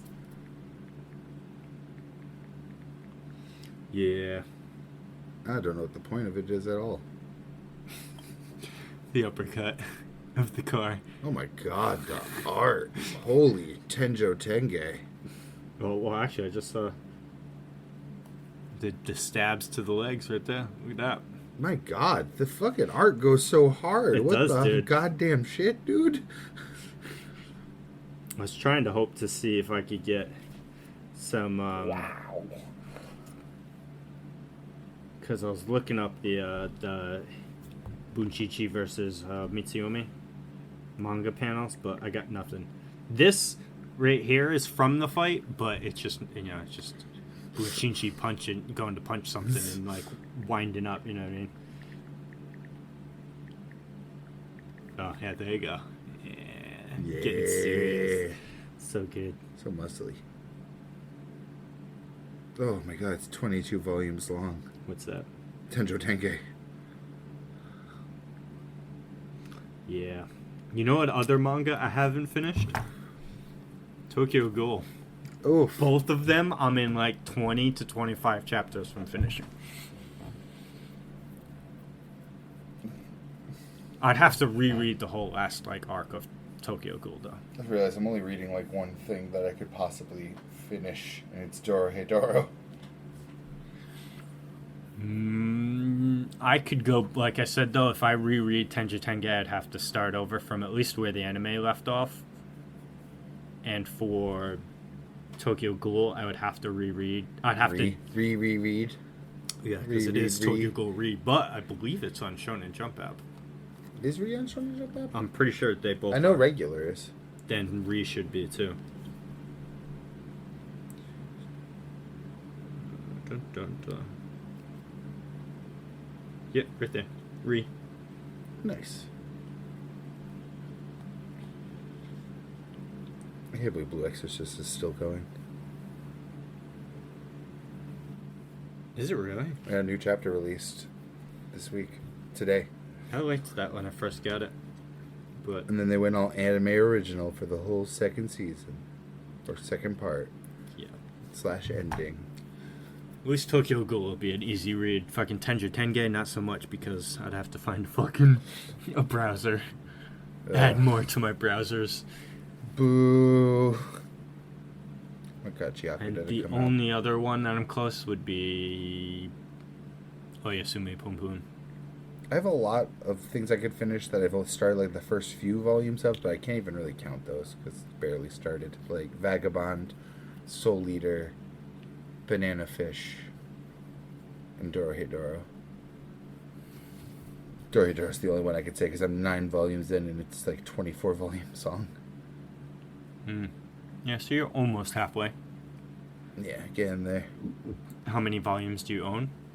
9. I have to buy more, yeah. I buy them like a 3 at a time-ish. Because I know I'm going to be itching for more when I finish one volume. I just have nowhere to put them.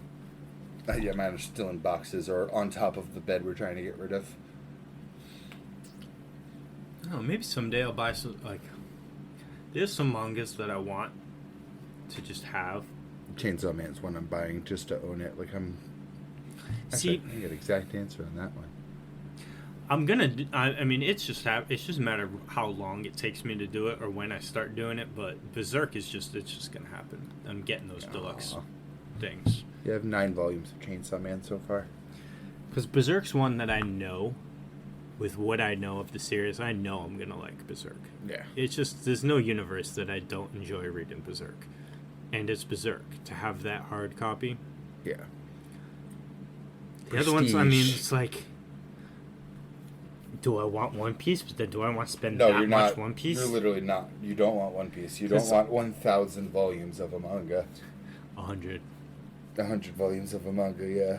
They're at 104 volumes, I think, right now. That's a lot of fucking money, too.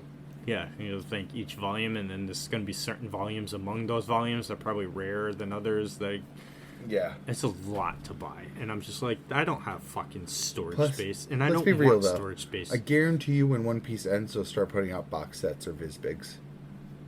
Guarantee it. I'm surprised. I'm sure they probably have some. They gotta have some now. They can't. How can they not have I haven't this seen big them of around. like East Blue or something? Yeah. Well, East Blue is kind of long. That's like. But I That's guarantee like you, they're going to start 6 volumes, reprinting One Piece like crazy once it ends. Oh yeah, definitely. Because of how rare those early volumes are and how many people are going to want to get in on that shit. Yeah. But there's like, I do want some other things. So like, I want to. I've said this before. I want to. This animes that I have that I want to like finish off. Like I have the box sets of Bleach, early Bleach. I own a lot of the early Bleach box sets. Well, I just because I like having hard copies of stuff, video games. Right well, I here. was to say for Bleach, you might as well wait because you're gonna want to show it to the little one, anyways. Yeah, but what I'm saying is because I don't own all of them. Yeah, gotcha. Finish as in finish, collecting. Yeah, buying them. Because I have... The problem is I need to buy some because I have, like, nice big box sets of, like, a whole bunch of them, but then I have, like, a regular-sized DVD that covers, like, 7 or 8 episodes each, while the box sets have, like, 20 episodes each in it, 25. And I already have it I'm just gonna get the rest of this shit version of the DBZ box sets. I just don't have the Boo Saga. They're all bad anyways, so who cares? I'm just gonna finish it off. I have all of GT on a box set. Are you buying Kai or are you buying OG?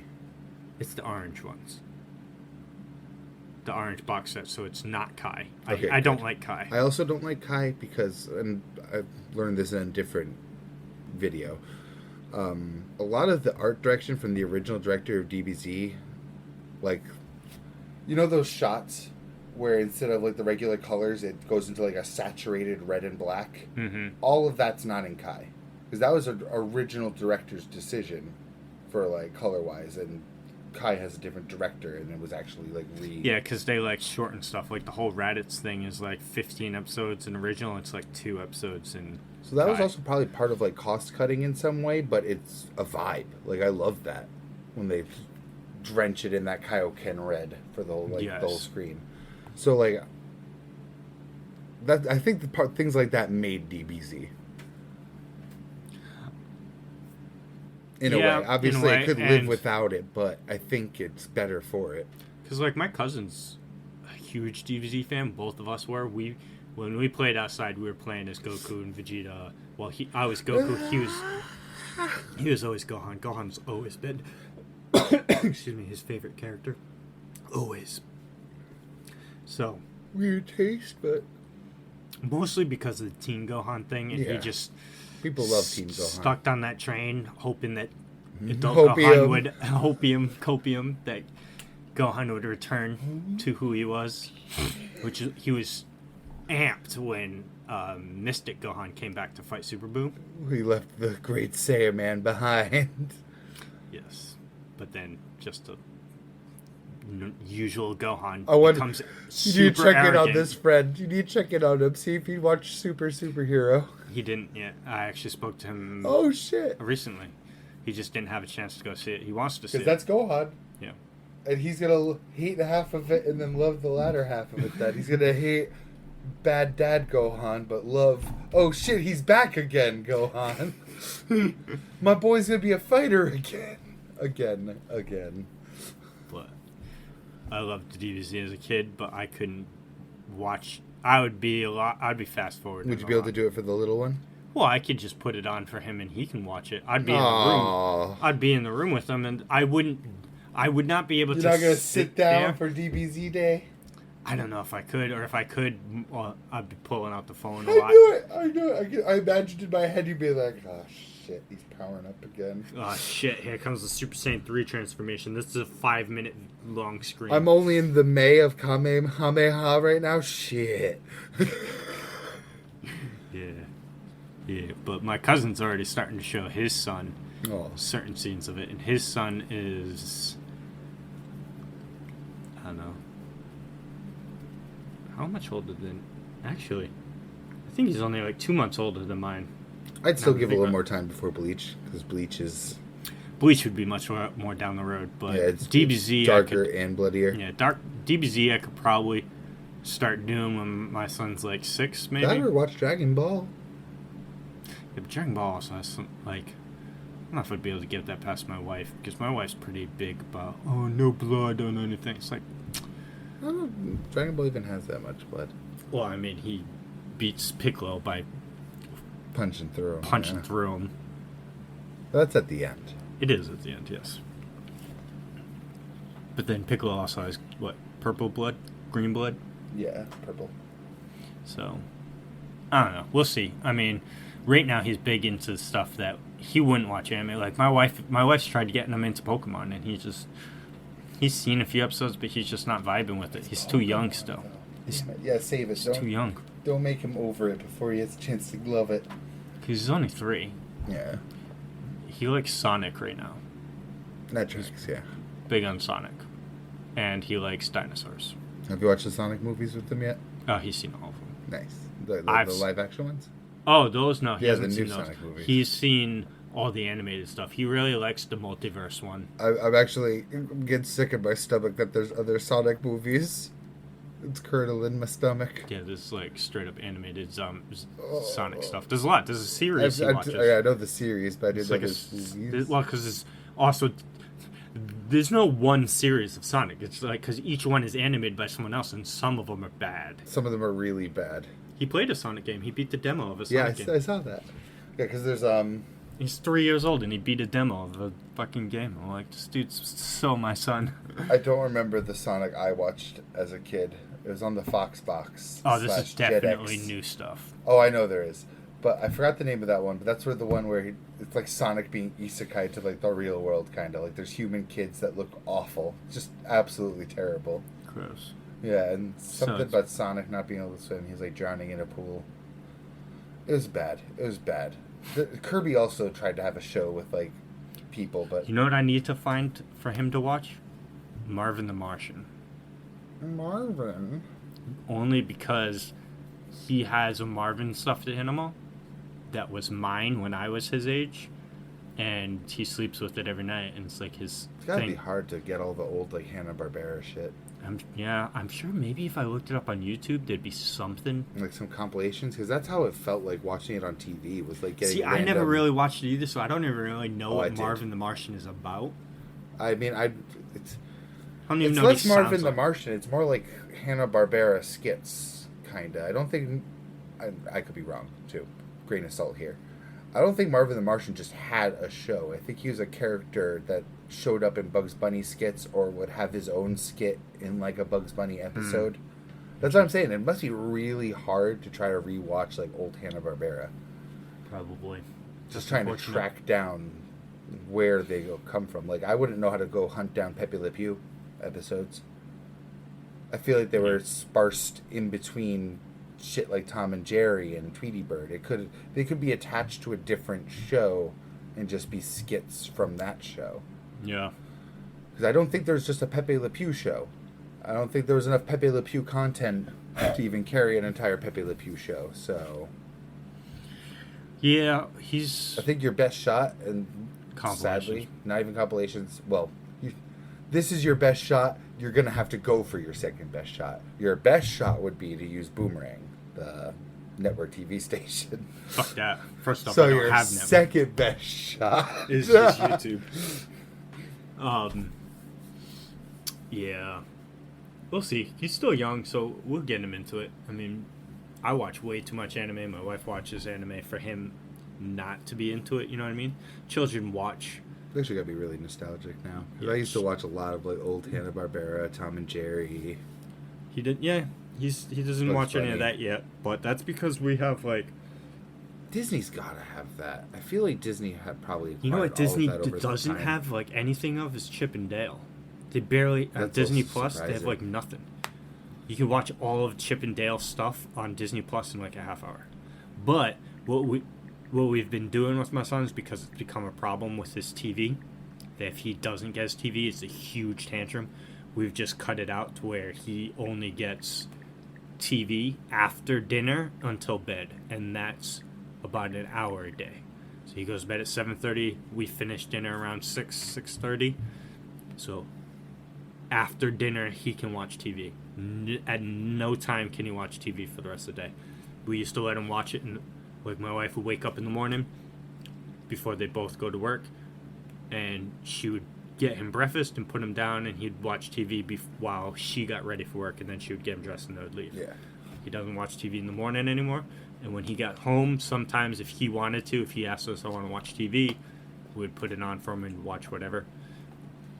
We've completely got rid of it. This TV time, 6:30 till bedtime. That's it. Good. No other time because it was just bad. So So I just looked it up, and yeah, Disney does not own Hanna-Barbera, and I should have actually known that. Warner Brothers owns Hanna-Barbera. yeah, But that's not Bugs Bunny, so. As I'm now seeing. It is Tom and Jerry, though. So I'm assuming Disney owns Bugs Bunny. no way because Bugs Bunny is its own thing. Yeah. There's no way that Disney owns Bugs Bunny. Yeah, also Warner Brothers. Yeah. Yeah, I know, because Daffy Duck's in that whole group Which too, means and so is if there's anywhere you could stream all of those old cartoons, it would be Max. yeah. And I'm not picking up another service. I just canceled Netflix. Yeah. I mean, I still recommend Max, though. But Just for me Not to have just for cartoons. Yeah.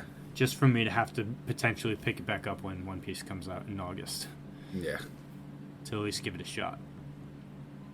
Maybe wait until I hear what people have to say on the internet. Then I'm probably going to be watching it right away because I'll need it for the Black Clover movie too. So I'll let you know. Did you hear? Did I hear? The Japanese dub of the One Piece live action is yeah, which I thought was neat. I thought should be mandatory. It should be mandatory. First, because it's just such an easy buff. It's such an easy win. Because you have Oda, you have those people anyways from the anime, and it's going to add so much legitimacy. The only of the main cast, like Luffy's voice actor, she doesn't do anything other than Luffy. Like, there's anime voice actors do multiple. She only does Luffy. She doesn't do a single voice. They probably got her locked in for a good deal because they don't. Well, she's also really old too. She's 68 years old. So, and she's already said, which makes perfect sense, that Luffy, when she's done with voicing Luffy, she's retiring from the industry. And I'm like, lady, you could retire today and no one will blame you. We don't want you to because Luffy, but it's okay. But Zoro's voice actor is the only voice of the main Straw Hats I've ever heard in a different anime. Like, I've never heard Nami's voice somewhere else or Sanji. And I could maybe have just not heard it, or the voice actor just changed. Or as you go lower in popularity, the chance probably gets higher. Because, like, Brooke and Frankie speak in a specific way in Japanese, so it's very easy for them to just not speak that way, and I could potentially not know. And same with Chopper. They speak in very high-pitched... Yeah, they put on a voice for those ones. Yes. And then, like, Robin, too, maybe she's... But I've never heard Robin. She also just doesn't talk that much, I imagine, too. She does, and when she does, it's a very distinctive voice. I feel like if she was anywhere else, I would know. But... And then the only one else would be Jinbei, and his is also kind of hyped up for Jinbei. Yeah. So if it was somewhere else, he could have easily been doing a voice. So Zoro's the only one that I've heard elsewhere.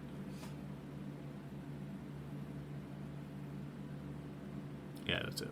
I actually just saw someone that went to an early screening of it and was giving their opinions about it on Twitter. Nice. But I've also never heard in any medium of the Japanese side of anyone doing those voices other than those people. Yeah. Like, again, it's just such an easy layup for, like, legitimacy for your show to just use the dub actors. Well, it's sub actors that are now dub actors. Because the whole cast is so iconic, it would be such an fans would probably not buy it. Pissed. If the Japanese audience probably wouldn't watch. Well, because you'd get the English side, but then listen, if I'm playing a One Piece game, which I have played, I played One Piece Odyssey. I put the subtitles on. I'm watching it in English. There's 0% chance for One Piece I will ever watch it any other way than subbed. I'm absolutely watching it in English because I'm not going to have those lip flaps bother me when there's no reason for me. Oh, no, I will watch One Piece.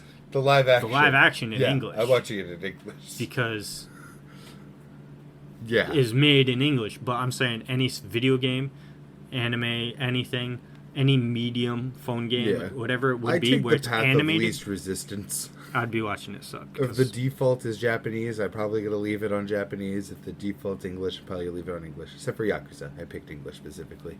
So did I. Most Japanese video games, well, I can't say that because Final Fantasies, in English. But JRPGs, Tales of Arise, YS, YS. I just want to be able to hear the voices. Please. I always put it in Japanese. With English subs. Just strangely, I broke that with Persona. I did that in English.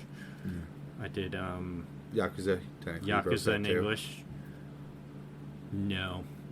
No? I'm totally playing Yakuza Japanese. Really? 100%. I am. Yeah, I just remembered. I totally am. Because there are some Japanese lines here and there, even in the English, but is Kasuga's voice Japanese? Yeah. Ah, I like his voice actor. I'm sure he does great, but because you are in Japan, to be fair, and it adds so much legitimacy to you playing Japanese when even in English, when a mob comes to initiate combat, they're speaking Japanese still. Oh no! And like the fight will start. Like they didn't dub that, so like it adds legitimacy to playing in Japanese. I need to get back on that too. Me too. I'm gonna beat that before I start any other RPG. I was getting so close to starting 7 Remake, but I really should just fucking finish Yakuza. I'm more than halfway through this bitch, hopefully. Hopefully. Speaking of freeing up time, I mentioned this earlier, but I have indeed beaten Final Fantasy 16. Mm-hmm. It was good. Did you like the ending? I've heard some people complain about the ending. I can see why. I haven't seen the ending myself. But you. It makes sense for the story that they were telling. And it's like... I could tell you why and explain it, but I don't want to give you spoilers if you don't want them, so... Yeah, because I am going to play this. It's not a very Final Fantasy ending, is what people would make the argument for, but I would argue against that. I mean, 15 ended pretty fucking bleak. So did 10. Yeah. So... Yeah. It's not new. Said. People die in 16 throughout the whole game. Yeah. You know what I mean? People die in 16, and people don't like that. And there have been videos, you probably watched one or seen the title, Asmongold reacted to it, and I watched it because it doesn't give any spoilers to the game about it not my Final Fantasy or something like that. It's the title of the video he reacted to. And I was listening through it, and I'm just like, who are these people that say this? Because it's funny, because the person Asmongold was reacting to was saying that's what he was hearing, and he was defending Final 16, saying it is a Final Fantasy game, and it fucking is. I think I know exactly what you're talking about, because there was someone reacting to Skillup's review. Yes. Because Skillup specifically was like, this game's abandoning a lot of things I personally like about what makes Final Fantasy, and then it was a rebuttal about how like Final Fantasy's been pretty much made by introducing new systems and abandoning them and introducing new ideas and trying them out. Final Fantasy has forever and always been the risk takers of the industry, and is always 8 it failed. To be a little fair though, I did go back and actually watch that Skillup review because I'm a big Skillup fan, and he did even preface right from the beginning too. He's like, look, I'm about to make a lot of people angry. And you guys got to understand, this is just my personal view on this. There's one aspect of 16 that I will agree does not follow the traditional Final Fantasy thing that I wish it did more, that I think they should learn from and fix with 17 8 years from now, whenever they make it. It's going to be a while. 15 was 2016. Yeah. And now 16 is, it's and they had a lot of eggs in this basket, too. I doubt they had any sort of alphas or anything built up for the next one. Oh, I'm sure they don't have anything at all. Not even concepts or anything. I feel like they had to whip this one up from thin air and did a good job of it. Yes. After 15's failure, and then them having to recommit to 15 was the bigger problem. Because they had to put their whole team on fixing 15's story and doing all these DLCs. And I will say that when you play 15 as like whatever complete edition that you can buy now, it's a solid game. However, 15 will always, for the larger audience of Final Fantasy 15 fan base, will always suffer from the fact that there's so much unused content in media and publishing that we saw in the 10 years leading up to the game that is not in the game. So you can watch a lot of things like that legacy players could be angry about. All the versus content we saw for it. The whole plot. Interactive cutscenes, jumping into mechs, the girl with the gun. I remember those versus trailers. And like the whole plot that you thought you had in your brain is just and then 15, non-existent. I think the biggest problem with 15 is how many holes there were in it that first time it came out. I think the most egregious part is when you find out about your country being invaded and taken over, and then they flash to part of the movie you had to watch. That movie is dope, though. It was, and then flash back to Noxus. That should have been rendered in game in some way. Yes. More than that.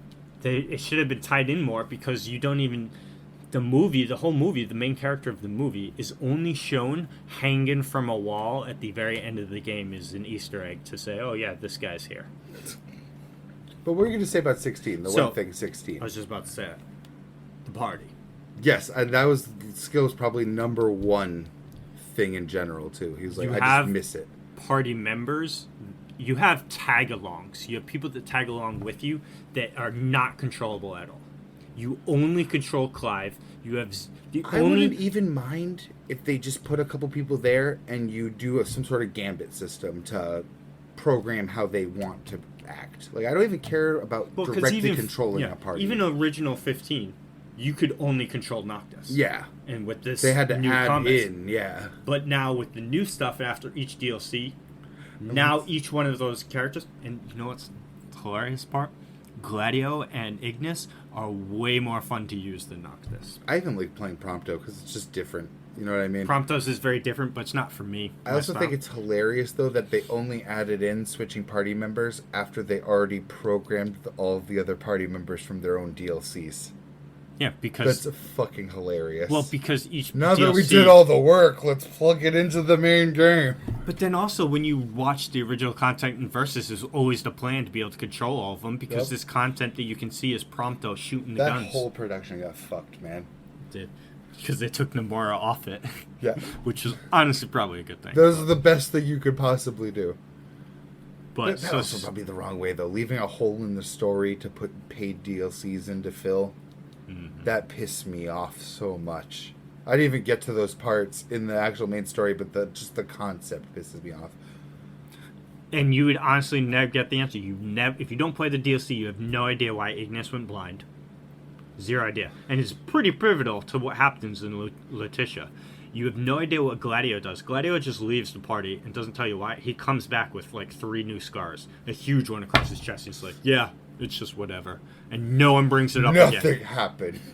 And then the Prompto one is less on the nose because you all get separated at one point and then you meet back up with Prompto and he's just like super depressed about something. And you could just be like, oh, he was a prisoner, so he missed us. But you get info. You get info on Prompto, though, not on the others in game.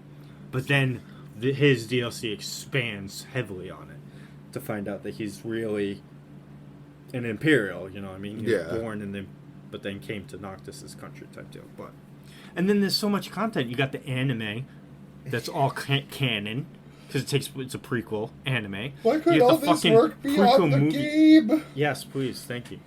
Render it in the game. 16 does have that all in the game. There's no you get the full story in 16, which is good.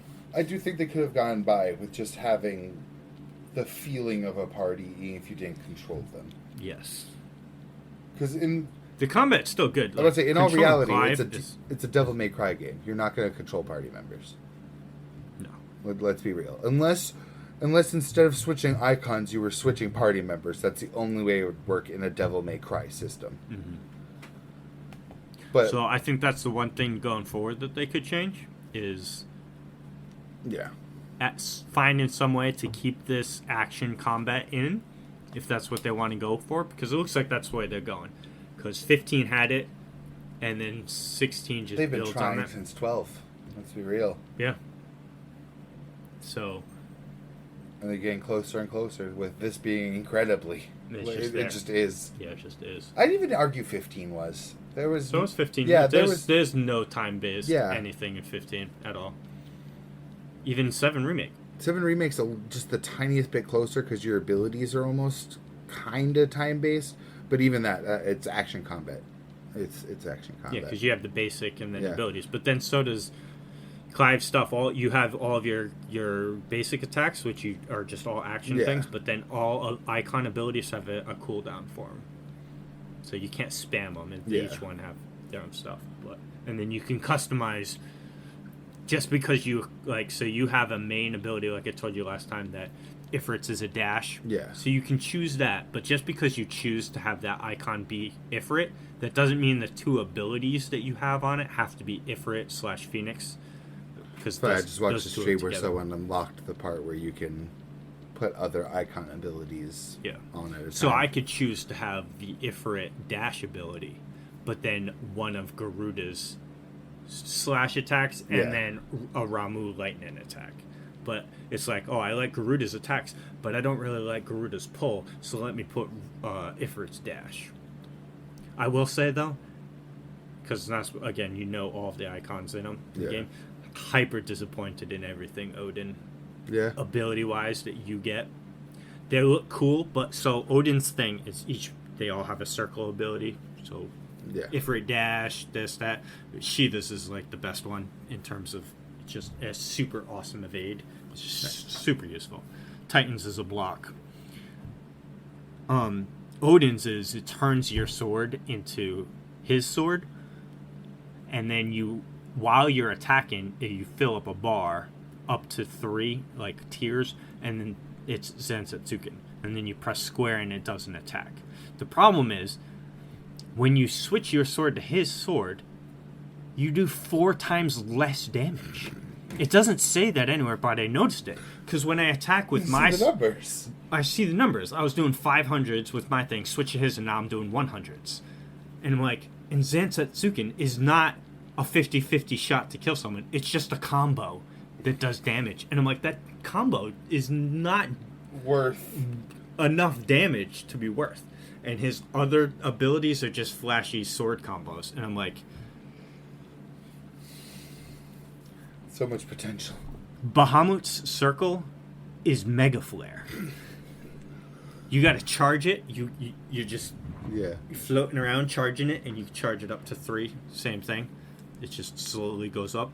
If you get hit at all, it stops the charge, but you can dodge while it's happening. One of the trophies is to do a perfect evasion 3 times while charging 1 Mega Flare. It's awesome. And then you just let it off. And then now you can fight again. And Mega Flare is just fucking raining Mega Flare meteors on everything while you're attacking. So I was just thinking about Mega Flare from Birth by Sleep. So good. Screen's gone. Yeah. And then his fucking... everyone has an ultimate ability, and Bahamut's is by far the most damaging. But Shiva's is the most utility. Shiva's is the one I use the most. And those are really the only 2 I actually use. Titans looks cool. Ramu's looks cool. But then I was like looking at him, and it's like...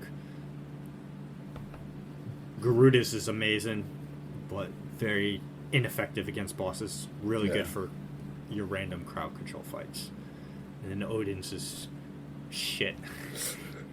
Just shit. But all the icons are great. All the abilities are great. The story is great. I like all the characters. Clyde kind of got annoying at certain points. There's one specific part that he got annoying. I hate that he calls him Joshua, by the way. Joshua. Why didn't you just call... because the way he says it, too. He emphasizes it to you. Joshua! Joshua. It's like, just call him Josh. It's your brother. You know what I mean? Just familiarity with each other or something. But, whatever. But there was this small section that Clive as a character was a little annoying, but I was like, oh, if it's out of cutscene the game also, by the way. Yeah, I've already heard that, yeah. Sometimes that got annoying too, because you come to a new zone, right? You're like, oh, let's go explore it, but then there's a cutscene, you enter in it, and then they flash to meanwhile. Oh, like, that's gonna piss me off too. But then it's like, oh, this meanwhile is about Prince Dion. My cutscene patience grows weary. My wife was on YouTube the other day, and she happened to see it, a video on her page. She's like, all cutscenes from Final Fantasy 16, 20 hours. Oh my god. No. Yeah. Oof. Very story heavy, but good story. What's the most important part? Probably wouldn't be in my top 5 Final Fantasies, though. It might be in the top 5, but... Oh, I would think top 5. Yeah. Well, because the top 3 is very hard to change for me. 12, 4... Well, 14, 12, 4. 14, it's just not going to get topped. For me, it's just not happening. But a good game. I recommend it if you're a Final Fantasy fan. Anyone Devil May that says Cry fan. or a Devil May Cry fan, and if anyone says it's not a Final Fantasy, they're just lying to you. Everything that makes a Final Fantasy, it's in it. This is a bullshit side quest. I still think the party is... The party is the big I think thing. that is one of the only parts of it that it does because it's been there since 1 and hadn't changed since 1. Yeah. So this is literally the first But that's still... and only one. That's just throwing in a semantic wrench. It's still a Final Fantasy. Yes. Because even, you can even argue 14 has a party. You can't control those things, but you have a party of NPCs that go with you through the whole thing. 11, same way, the MMO. Yeah. Party of things. Because the MMOs, You're still a party. Yeah, I call the Signs of the Seventh Dawn your party. Yeah. Also. Yeah, that's what I mean. That's what I even mean with 16. Even if there's just this bigger narrative party even, but I even would have liked there just be two useless dudes doing their own animations on top of Torgal. Well, because there's always you and Torgal. Always. Through the whole God. fight. Since you get Torgal, there's a trophy for petting him 5 times. And the trophy is literally you can pet the dog. Two of the best games to come out in months, you can pet the dogs. Diablo 4 and Final Fantasy 16. So Torgal's always with you, but his commands are, he has a heal, but it's very misleading when it tells you that he can cast heal on you. It's fucking regen. It's Donald. It's regen. Don't call it a heal. It's a regen. There's no initial heal. It just puts a regen on you. And then is a sick option. So, if he's fighting something over there and you're fighting this, he'll come and fight this with you. And then there's a ravage, so he does this little combo. But that's really it. It's just up and down directionals. Yeah. And you can switch that menu back and forth between your items and him. But then there are other people that will fight with you in the thing, like you just said. I've seen one of them. The guy with the scar down one of his eyes. Yes. I saw a cutscene where Titan was about to kill Shiva, and him, Torgal, and Clive save her. Well, Torgal saves her, and then Clive and him jump in too. That scene doesn't have the guy with the scar in it, because the one who's in that cutscene is Sid. And Gav's the one that has a straight up scar. I swear it was blonde guy. No, because... Oh, well... He was hiding behind a gate and shit, bars. Oh, okay, then yeah, that was Gav. Because that one scene is... I'm pretty sure it's not Sid. Because if you said Hugo... If it was Sid, I would hear Lorath's voice. Yes. But... Because you can't... Because it's there's different... the game differentiates between the dominant, the person, and the icon Titan. Oh, it was the guy, not Titan. It was the guy. Titan is probably my favorite fight in the game. I saw it just about start. I saw when Clive was like, "Oh, you're wrong. That was me. I killed her." Yeah. Yeah, dude. And you will have no pity from me. It was fucked up though, because Clive doesn't know why he's so mad at that, because of how he found out that Garuda was dead. I will say Clive's voice actor kills it. He does, yes. And I looked it up. I was like, I swear I know this voice somewhere. Once again, no. He's not the new in gen. Anything. He's get ready to hear him in 20 animes. I won't. You will. I will. Get Lorath in some anime. Right. Well, I've always said it too. I was actually thinking about bringing this up earlier when we were talking about dub. It's so weird that get some new blood in there. Well, I'm okay with English voice actors when they voice video games, but just not when they voice anime. It just doesn't mesh well with me for whatever reason. You know, I think it is too. They don't do Japanese comedy well.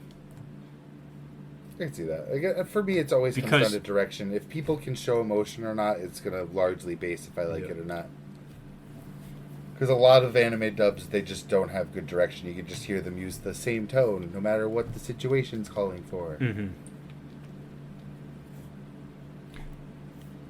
But we should probably wrap it there. Yeah, Thank God you're editing this one. He's slightly longer than usual. That's all it takes.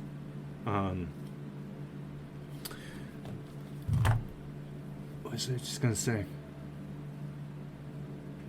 Yeah, just Dub actors. there's really not much else to say about 16 without spoiling you, and I don't want to do that. So, but I'm done with it. Story-wise, there's some. I'm gonna finish the hunt board, maybe do 1 or 2 other trophies that I'm able to get, and then the rest, because I missed some story quests, I'll take a break from it, and maybe 6 months from now I'll do it again on New Game Plus and see about getting that platinum. But I'm not gonna go for it right now. I can't go through that story a second time just for the platinum. Yeah, That's a long. that. That's 50 hours. Well, less. You're gonna be skipping the cutscenes that time. Well, because the only thing too is it says new content, and Leviathan's name is mentioned once in the entire game as the Forgotten One.